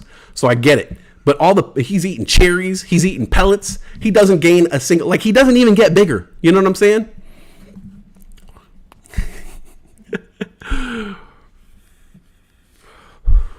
That was my Pac-Man joke. Some of the top stories I was watching. I'm eating you up, Andre. Come on, man. Come back at me with something. I was watching the news because that's something I do, you know. I try to stay current on events. And I noticed that there was a bunch of clashes, you know. This is like the Holy Week, you know. It's funny how, like, the major religions, all their holy days just kind of line up with the spring equinox. You know what I'm saying? It's just like Easter and then, you know, the end of Ramadan. And there's clashes, you know. There's mass shootings. We always talk about the mass shootings. A bunch of mass shootings on Easter, you know, because people get together, they start drinking, and what do you want to do? You want to shoot up the party, of course. In the Middle East, there's been a lot of clashes, you know, religious clashes on Holy Week, mosques getting bombed, and it just makes me really realize that, you know, there's organized religion stuff, you know, regardless of how you feel about it, We got to realize that we have a connection to the earth. It's not just about these books that were written by men years and years after the fact. Like, we don't even trust the news. You know what I'm saying? We don't even trust doctors. We don't even trust the word of man unless it was written in a holy book. Then we trust all the word of man all we want. You know, your take on things 300 years later, I believe you. Every single bit of it, you know. You were there. You were a documentarian. And it just makes me think, like, if we didn't have the organized religions and we were all just into the, you know, like the Native Americans, you know, like the ancient Egyptians and, you know, the ancient Greeks and any ancient culture, you know, before TV and the internet, if we were just following the stars, if we were just following the sun, you know what I'm saying? And we just celebrated the spring equinox and the winter equinox, you know, like we'd be all, would there still be clashes? Would there be spring equinox clashes? Like, oh no, you got to plant your seeds on the 22nd. And people would be like, no, we plant our seeds on the 19th. Ah, boom, you know, and throwing spears at each other and stuff like that. Like, it's just so funny how, like, we took away the power of the world. The world, you know what I'm saying? The most powerful thing in the world, the earth, the sun, the universe. We took all the power from that and we put it into books and we divided each other up. You know what I'm saying? And I believe this and I believe this and no, you know, this is our holy day. This is our holy week, you know, the holy month, you know, 40 days. And it's just like, if we were just on the same page and we went back to the natural order of things, which is our lovely sun, which ain't no sunshine in Pacific Northwest, not today. When you claim to be Native American and Algerian. Okay, good comeback. Yes, I do. I do claim to be Native American and Algerian. My grandfather was a Muslim. And my Native American family were indoctrinated into Christianity. But see, I have this thing called free thought, you know, where I was able to, like, look at the world as it is and come up with my own ideas of what spirituality and faith is. You know, I wasn't indoctrinated, you know, that's just my blood. Can't fight that. And I'm very proud of it. Very proud of you. Let's see. And those are the ones who wind up in jail, pregnant, they're sheltered and don't know how to live in the real world. Facts. Exactly. You got to have a little bit of free thought. It's all about free thought, free speech. I'm reading and learning about all the Christian holidays stolen from the pagans. Easter is one of them. Christmas is another, of course, because they are on. It's just, it doesn't take much to realize what's going on here. Why all these major religious holidays fall on equinoxes, because that's what moved the world before we had organized religions. It was all about farming, agriculture. It was about getting to spring, you know what I'm saying? Surviving winter, you know what I'm saying? Which is the longest night, you know, the winter equinox. That's the longest and coldest night that you're going to have. And people knew, all right, at this point right now, we're going to have to shelter. We're going to have to depend on each other. And we have to get through these tough months. You know what I'm saying? We're going to have to grow some root vegetables. We're going to have to smoke some jerky. We're going to have to smoke some ganja and get through these dark times. Because on the other side, the sun will have arisen when we get to the spring equinox, okay? It's very simple to see if you're not blinded by the blinders of religious indoctrination, that there's nothing wrong with having faith. You know what I'm saying? There's nothing wrong with having faith. I actually like Christianity, and I love the religion of Islam. And I think that there's great pointers in there, but you got to realize that at some point you have to have a little faith in yourself, and you have to have a little faith in free thought and see with your own eyes what's going on here. Why the sun rising again, the sun being resurrected, falls on the same week as the spring equinox, because the sun comes out of that and it starts on a different trajectory. And then we have sunnier days and we could plant our crops, which is going to feed our families, which is going to keep our people going and going and going. Okay. It's all stolen. Like Cassie said, they're all pagan holidays, and pagan has like this connotation where, like, if you're a pagan, you wear goat's heads and, you know, you drink blood and stuff like that. That's just another brainwashing tactic to make people think that paganism is witchcraft. You know what I'm saying? And witchcraft is also a negative connotation, when before witchcraft was, you know, you talk to a real Wiccan they're not doing rituals with human hair and blood and performing spells. They're sampling herbs. They're using things from nature. It's all about nature and the stars and the sun and the moon. It's the worship of the natural order of things. Okay. So I'm not trying to shit on anybody's faith here, but I'm just trying to bring a little reality to what we're dealing with here with this lovely, lovely week of Easter, and we got 420 coming up, baby. And we're going to celebrate a new holiday. You know what I'm saying? I'm putting together a new holiday. All right. 420-ween. 420-ween is going to happen. I think Wednesday. 420-ween. It's a new holiday I created. It's a cross between 420 and Halloween. We're going to get down. Maybe, wear a costume. I think that the week of 420, anybody who smokes weed or has ever smoked weed or believes in the legalization of marijuana, just fucking wear a costume. Just wear a costume. Wear a costume on 420. Wear a costume on 419. Just show up in the world wearing a costume and fucking have people baffled. Be like, why is James wearing a police outfit? What? I mean, he's not a police officer. It's obviously fake. You know what I'm saying? And they'll question you. Hey, man, why are you wearing a Halloween costume, bro? It's kind of weird. Nah, man. It's 420-ween, baby. Trick or treat. Where's my candy?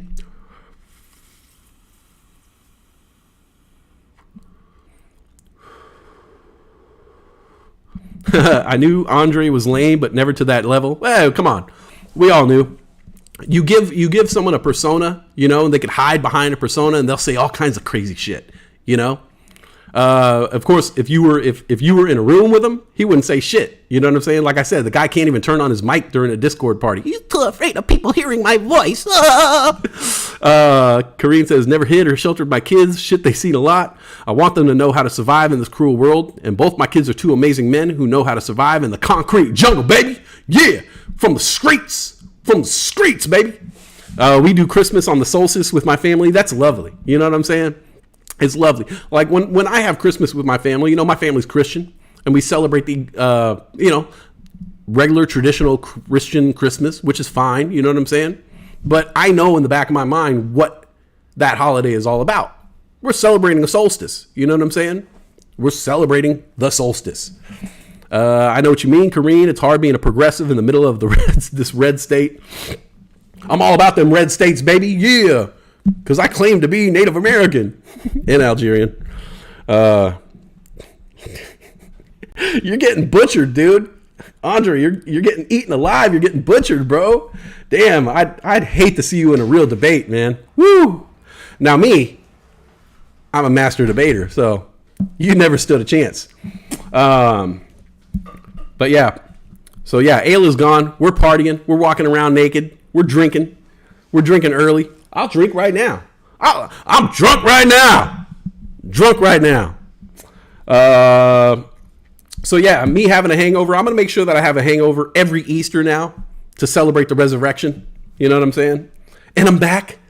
So yeah, that was one of the top stories that I saw this weekend, is all these clashes happening in religious clashes happening on the holiest of days.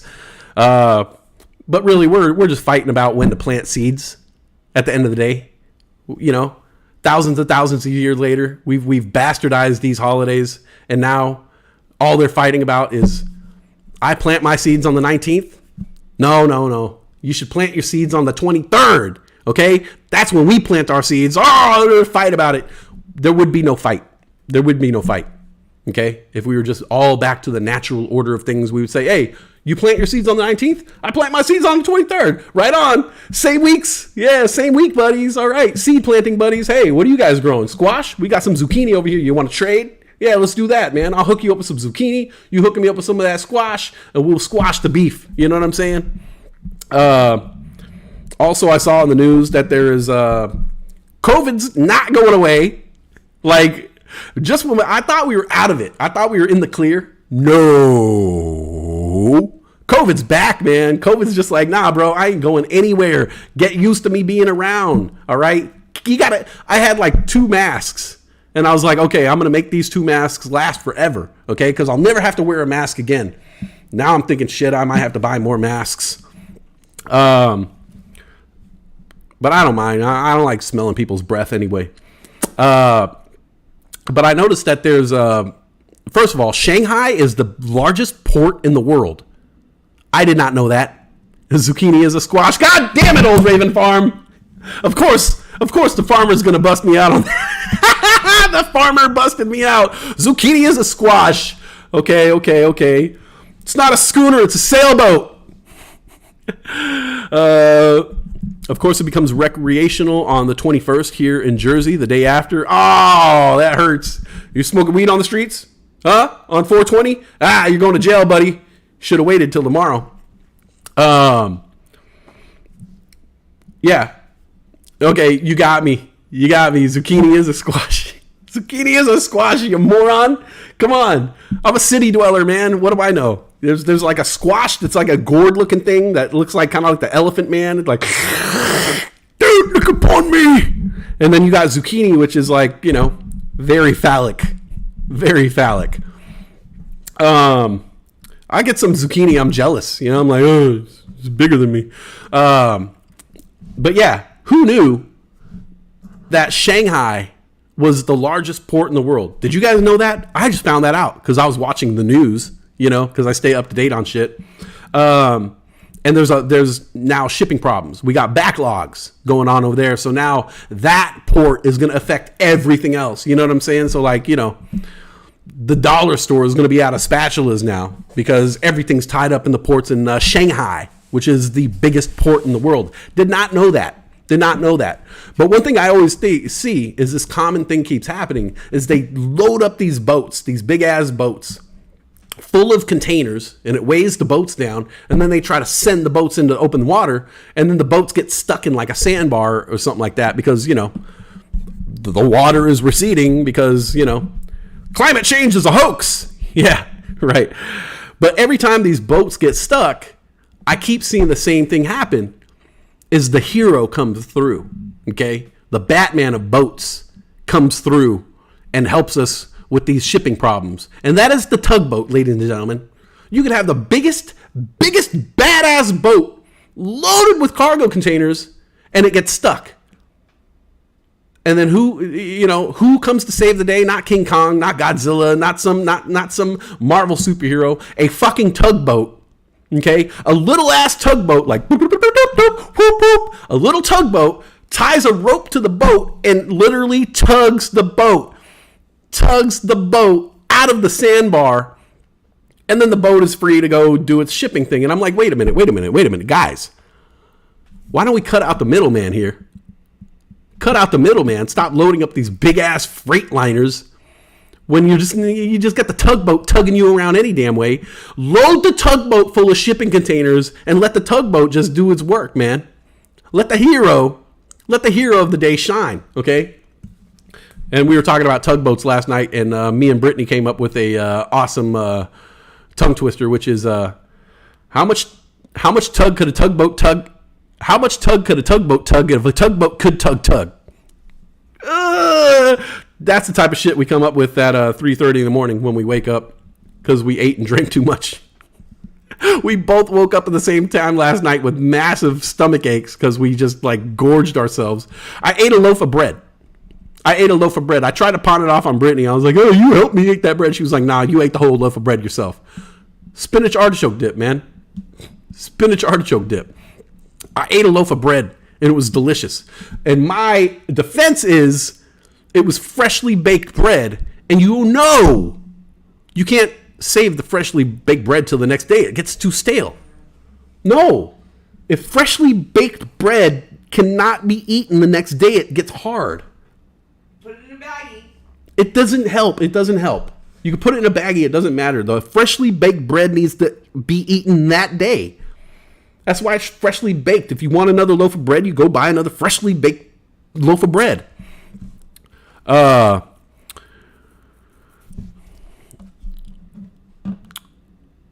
allowing cops to smoke, but only on their days off. Okay. That might help with some of the shootings going on out there. Because I think if some of the officers start smoking weed and get that tension off their body, you know what I'm saying? Smoke weed and be like, damn.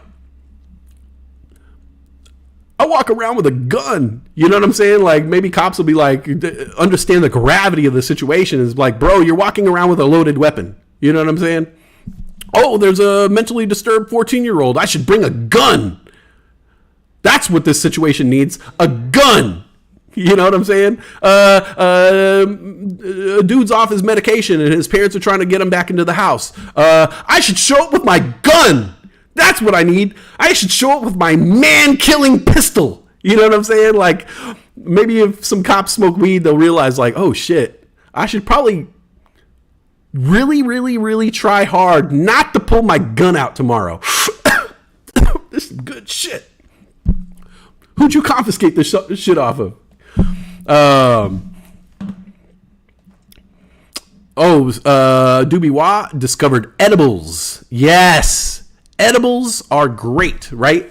I actually haven't done edibles in a while, but when I first started doing the radio show on the other channel, I used to take an edible every day. I had these little pills that were 10 milligrams THC and like 100 or 200 milligrams of CBD, which is another name for something. CBD is basically another name for placebo. Basically, like I don't know if I'm ever feeling the CBD or not. I'll blame a lot of shit on the CBD. I'll be like, man, I feel great right now. Must be the CBD. No, it's probably the 10 milligrams of THC.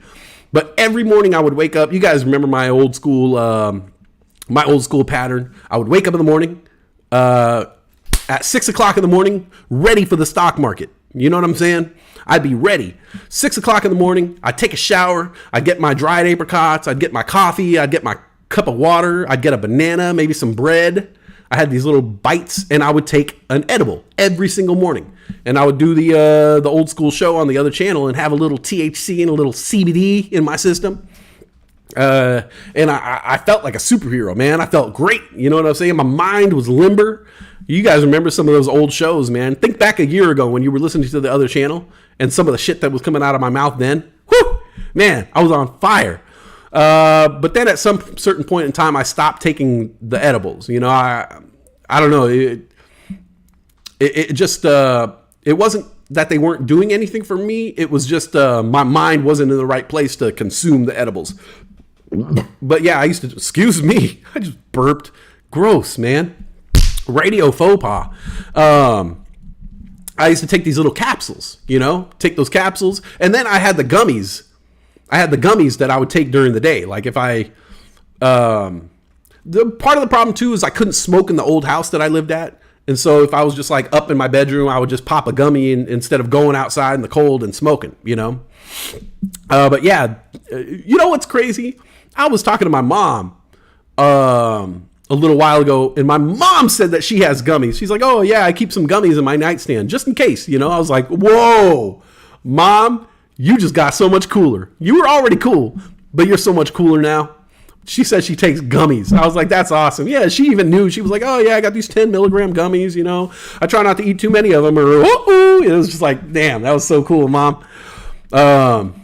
Brian Joel says, Doobie Wah, nice. I've been eating them all weekend. Yeah, I love a little 10 milligram gummy, you know, just pop a little gummy, you know, maybe 2, you know, take the edge off. It really takes the edge off, you know. My dad was a tugboat driver. Right on, Kareen. That's the hero, all right? That's the hero of the day right there, all right? The tugboats can do it all. Oh, yeah, we have this 100-ton shipping boat, and it has 100 tons of it. It's just stuck in the sand. Oh, what are we going to do? Tugboat, baby. Tugboat. How much tug could a tugboat tug if a tugboat could tug? So props to Kareen's dad. He was the tugboat driver doing the dirty work. You know what I'm saying? While the freight liners, the ocean liners get all the credit. Nah, it's the tugboat, baby. All right. Tugboats wake me up sometimes in the night going up the river. They're louder than going down the river. Oh, okay. I didn't know. I never heard a tugboat. Good morning, Jen Matt. What's up? Jen Matt's in the house. Good morning. It's 11:44, Jen Matt. Good morning.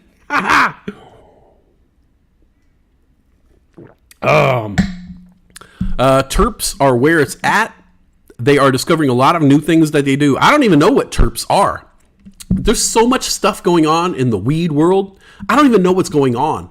I read the menu at the local dispensary, and they have a menu that they print out every single day of everything that they have in inventory. And I'll read, and there's like one section that's flour, and that's the section that I know. I know what flour is. But then there's other sections of like all this other kind of stuff that I don't even know how to use it. Like it sounds good. And then I would buy it, and I'm like, I don't know, what do I do? Do I squirt this in the joint? Do I put it in my eye? I don't know. Is this suppository? I don't know what to do with half the stuff. So I really need, like, somebody needs to tell me what terps are. I've never even done a dab.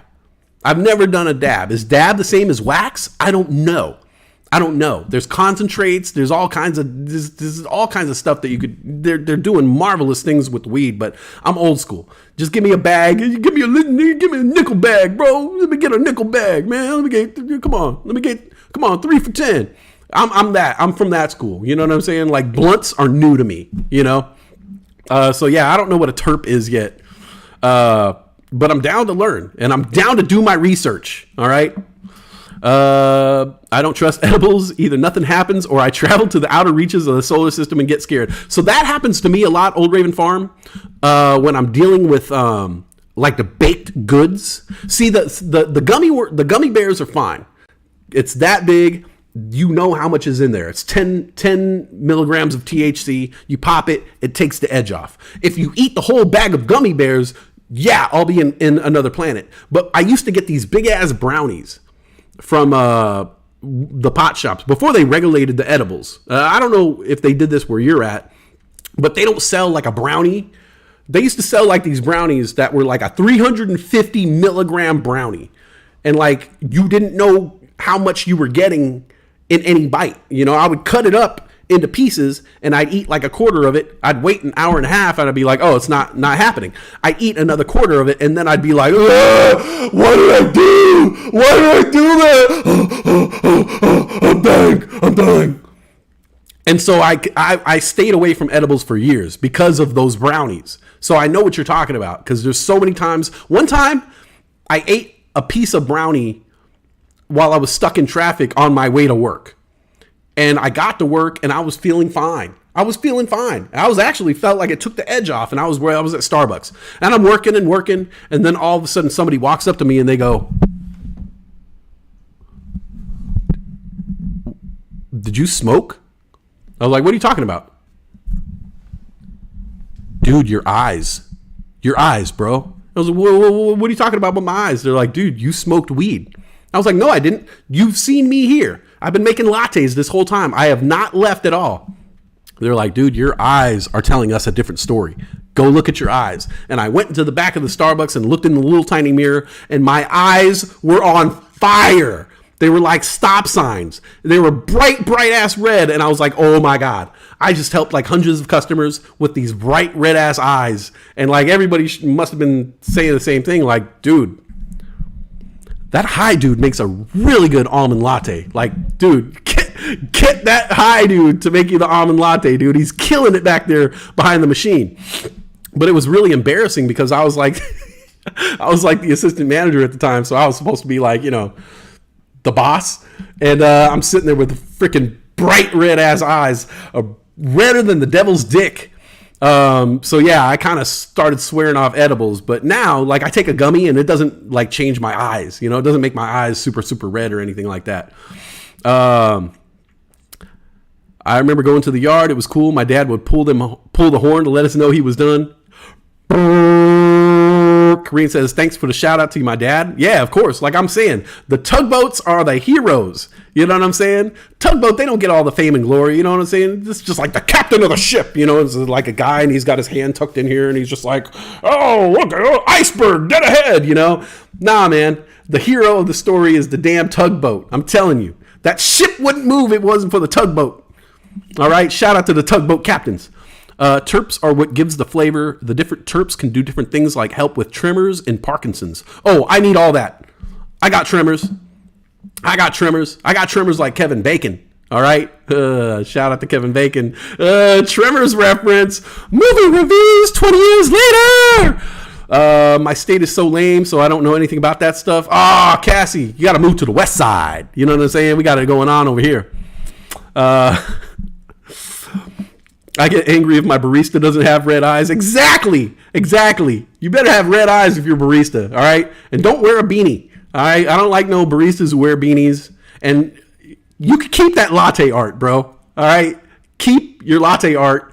I'm not hanging it up on my wall. I don't need your signature. You know what I'm saying? I don't need a certificate of authenticity for your stupid-ass latte art. Just make me a good latte, all right? Secret to a good latte. I'm going to tell you guys right now, as a former barista. They got the steam pitcher. They pour milk in the steam pitcher. They steam your stuff and they pour the latte. This is where everybody goes wrong. And you could keep your eye on the barista and you could taste the difference. They'll pour more milk on top of the steamed milk because there's still some milk left in the container. They don't want to waste it, right? So they'll pour cold milk into the steamed milk and re-steam that milk. Pour another latte. Pour more cold milk into that twice steamed milk already, and they'll do that all day.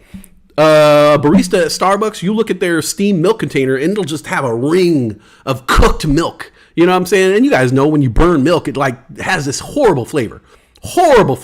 It tastes like ass, right? Have you ever had ass? I've had ass. It tastes like ass. You know what I'm saying? The secret to an amazing latte is not the stupid art that you put on top. It's not the fucking leaf design. The key to a good latte is you steam the milk into the container, you pour the latte out, and what's ever left, okay, you dump it out.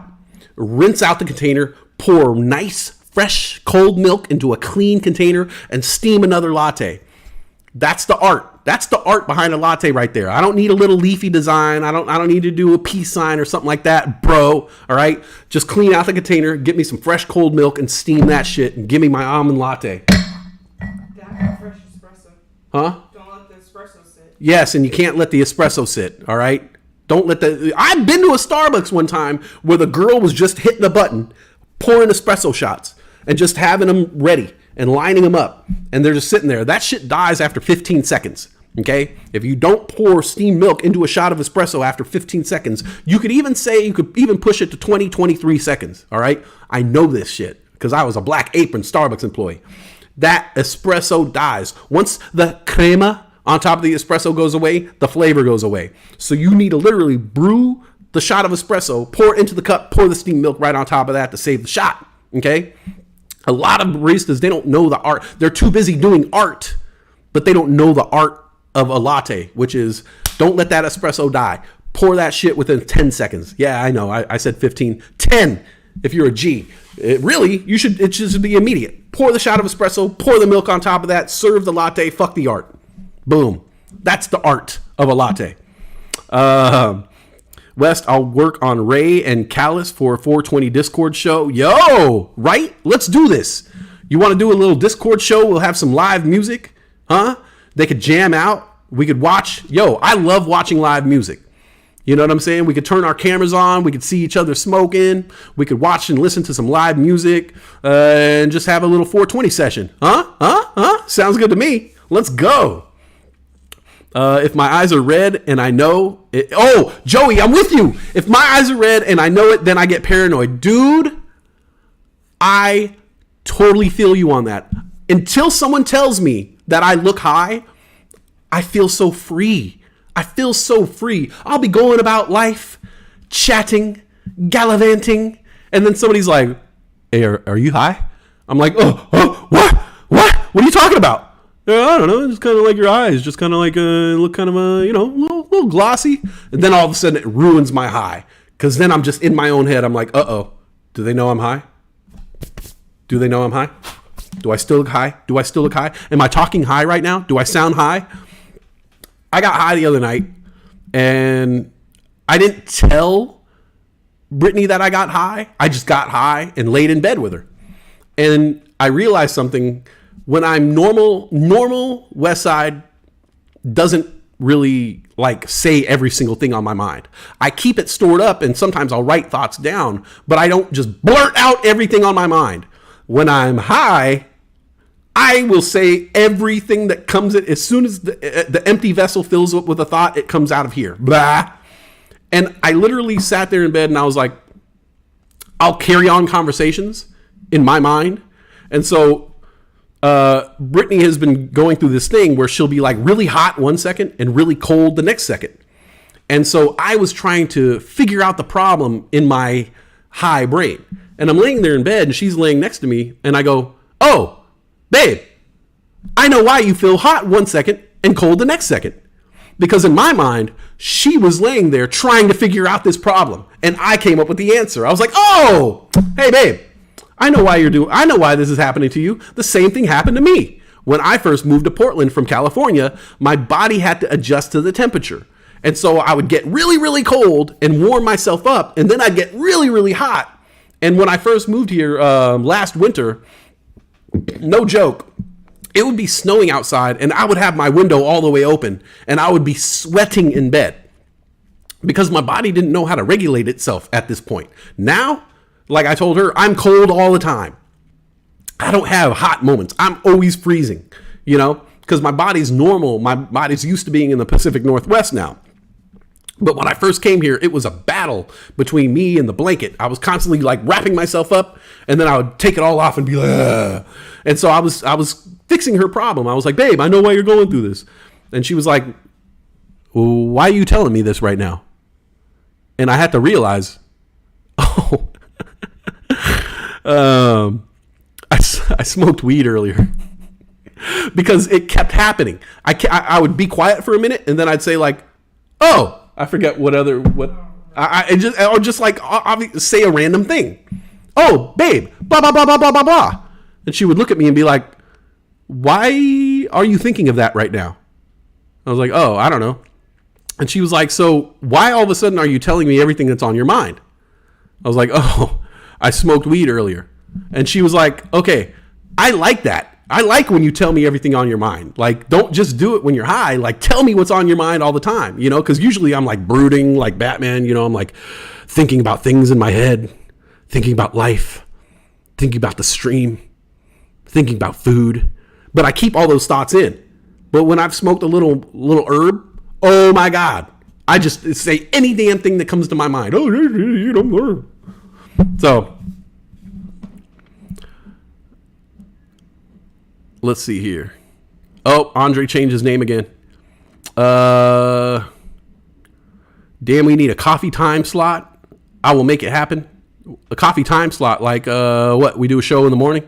I thought about it. Once I get the internet problem fixed, then we will get that happening. Let's see. Neutral. Son of a powers. I'll meet you at the Bellagio.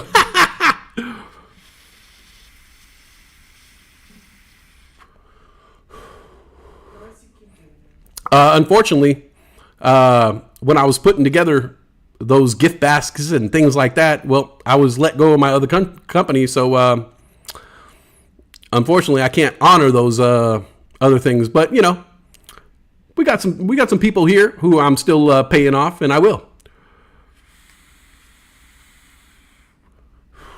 I actually felt really bad about that, but also there was a lot of first of all, on that other channel, I was the first person to come up with these kind of ideas of redemptions and things like that, So what I was doing was kind of like a test run. And I'll be the first to admit, like straight up, I made a lot of mistakes in those promises that I put out there. And I'm sorry for that. Like, I truly am sorry for it.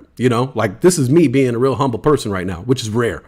But yeah, when I first put out those redemptions, I didn't know, first of all, somebody bought all the redemptions right away, like immediately. And I was like, well, shit, how am I going to pull all this shit off? You know what I'm saying? So as far as like I owe 2 people gift baskets, three people gift baskets, who are on the other channel, that I never got to. And I owe 1 person a t-shirt, redemption that I'm going to get to on this channel. But yeah, the thing is the thing is is I felt bad about that. Like I really do, because I really wanted to come through. But I didn't really think about how much money, time, and effort it would take to do those things. You know what I'm saying? Getting a hat with someone's name printed on it, that cost a couple dollars. You know what I'm saying? Getting the t-shirts, getting the gift baskets and stuff like that, just the shipping alone, it was really, really killing me. And I wanted to come through. And, I learned, and we at the other channel learned what not to do from my mistakes, And, I'll admit it. You got me on that one. Even Bam Britt never got all her prizes. I actually do feel really bad about that because I wanted to come through, but I made mistakes so other people didn't have to make them, straight up. And I'll be dead honest with you. I feel bad about that. I wish I could have came through. On those. And that's one of the few regrets that I have in life and my business with the other channel is that I wasn't able to do that. I was never able to do that, and hopefully I can make up for it here on this channel. But no, you're right, Andre. I'm glad you brought that up, like straight up. That was my fault, and I have a regret. Kareen's got to go to the meeting. It's 12:01. That was a 2-hour show, and I hit everything on the list. Everything on the list, even the tugboats.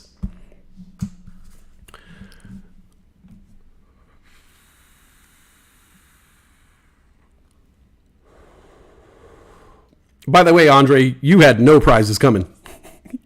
You cheap son of a bitch. Never super chatted me once. And a lot of the people that I want to, unfortunately, I got dismissed from the old channel so quickly that I wasn't able to make Discord connections with people and follow through. So there was about like 4 people that I still haven't talked to since that time. And I still am not able to make those connections and get them their gift baskets and stuff like that. But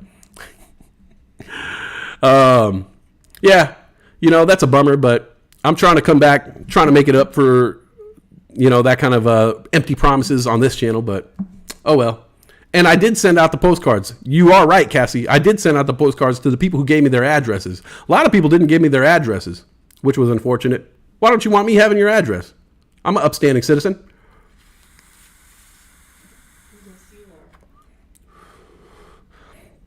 But yeah. Oh, you're not Andre. Oh, you're that Moby looking dude. I got some beef with you. Got some of those emails that you were sending people behind my back. Some pretty damning lies that you were saying about me, but it's all good. I'm glad you're here because I could use every viewer that I could get. Thanks for subscribing. Don't forget to hit that like button. And if you can, oh wait, hold on. Got to cue the song up.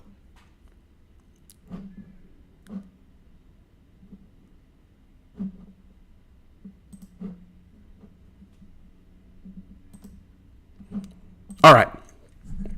I did give out all the postcards. I got the first level. You know what I'm saying? I got the first level of stuff, and I was doing my shout outs every day. So I was working my way.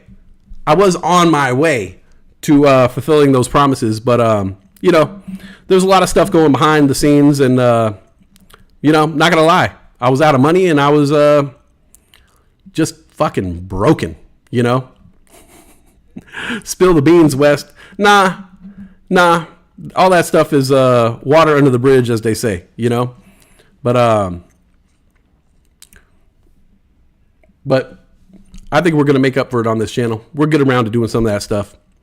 But if you can, I can't today because there's no sunshine. But if you can, go outside, get that good sunshine on your skin, get that good air in your lungs.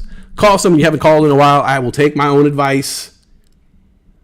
Brittany made me realize, she's like, how often do you call people that you haven't talked to in a while? And I was like, every now and then. So I will take my own advice, and I will be calling someone that I haven't called in a long time because it feels good for you, but it feels even better for the other person. And keep that positivity rolling day and night, 24/7. And I will see you guys. I don't know if I'm going to do a Tuesday show, to tell you the truth.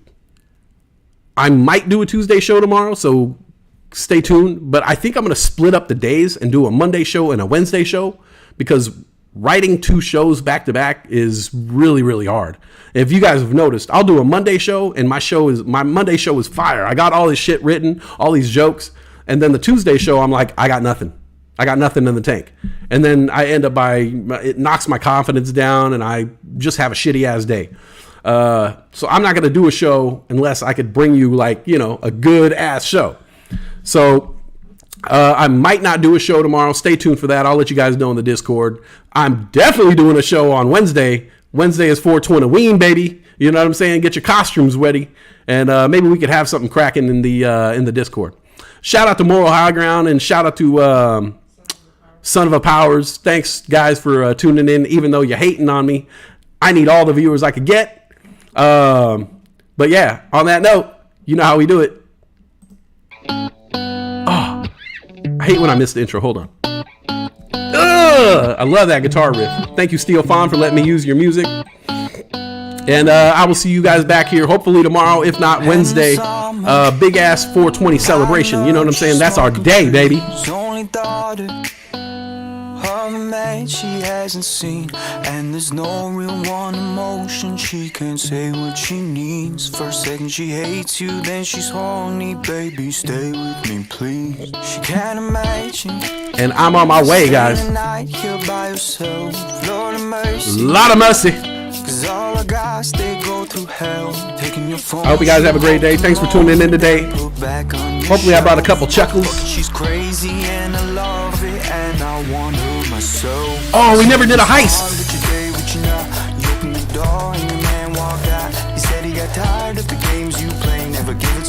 We never did the heist.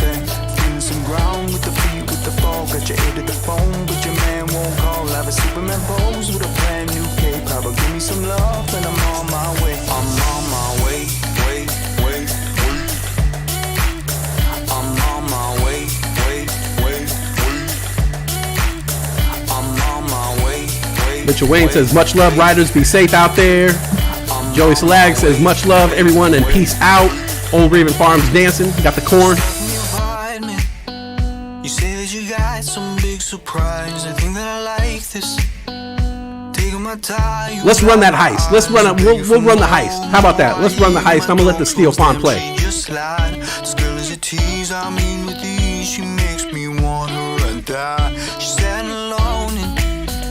Join the heist, Son of a Powers. Moral High Ground, join the heist. Get some pop points. POP stands for Pack of Penguins. For the power of positivity. Same was hard, but you gave what you know. You opened the door and the man walked out. He said he got tired of the games you play. Never give it. My favorite dance.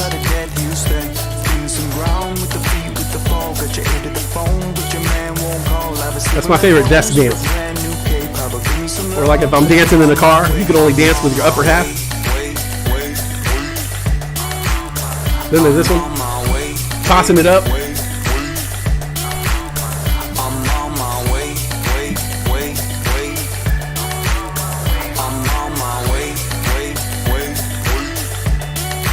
I missed my hair. Oh, I didn't talk about the Notebook. We'll talk about, okay, while we're doing the heist, I'll talk about the Notebook. So, I finally saw the Notebook. Ryan Gosling and Rachel McAdams. It's like a love story. I hear about these movies in pop culture. There's some movies I haven't seen. I've never seen Top Gun. Never seen it. I love this song. Shout out to Steel Fawn. Thanks for letting me use your music. I love this song. It's so freaking beautiful. Oh, here we go.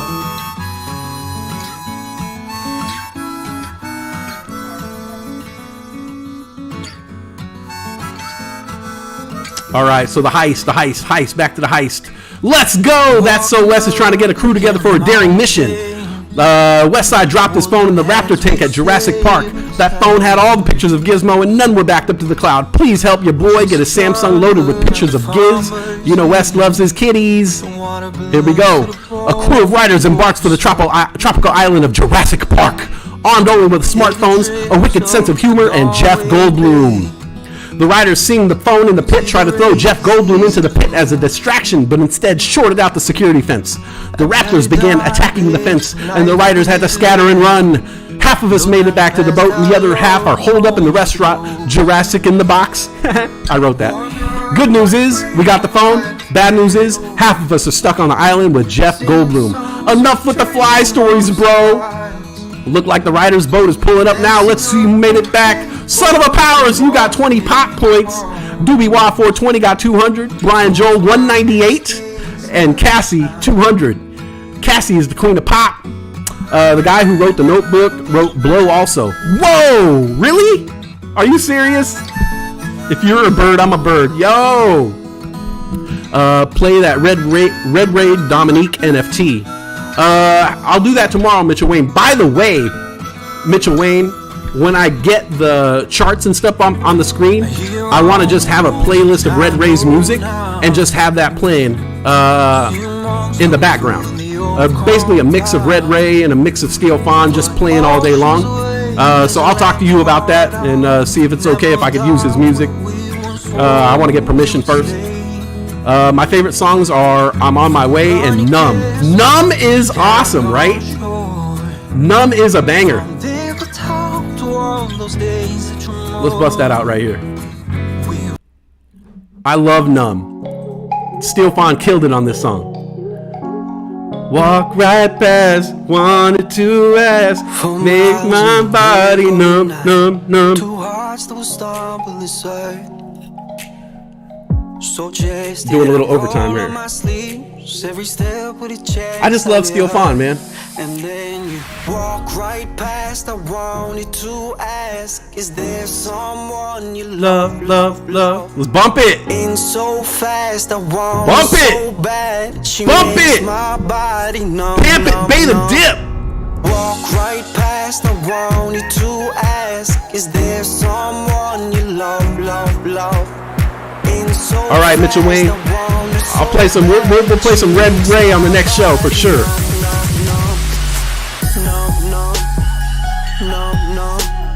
Makes my body, makes my body Numb, numb, numb, numb.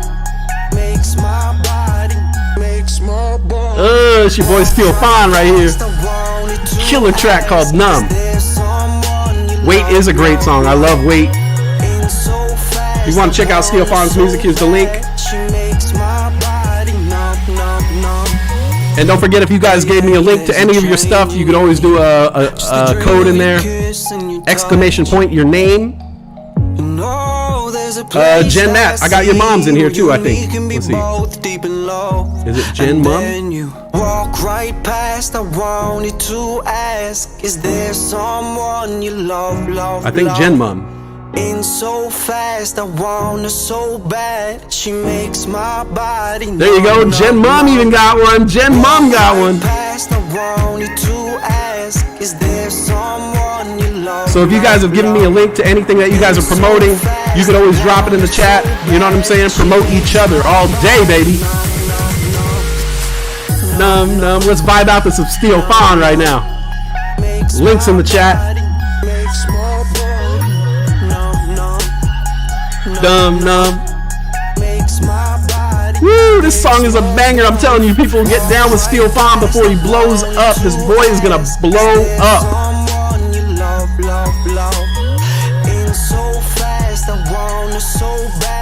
She makes my body numb, numb, numb. See you in the morning, heavy with the hope, let it all be ours if we both say so. Walk right past. Woo, what a banger. Jen Matt says, shout out to the moms. Shout out to the moms, for sure. So fast, I want her so bad. She makes my body numb, numb, numb.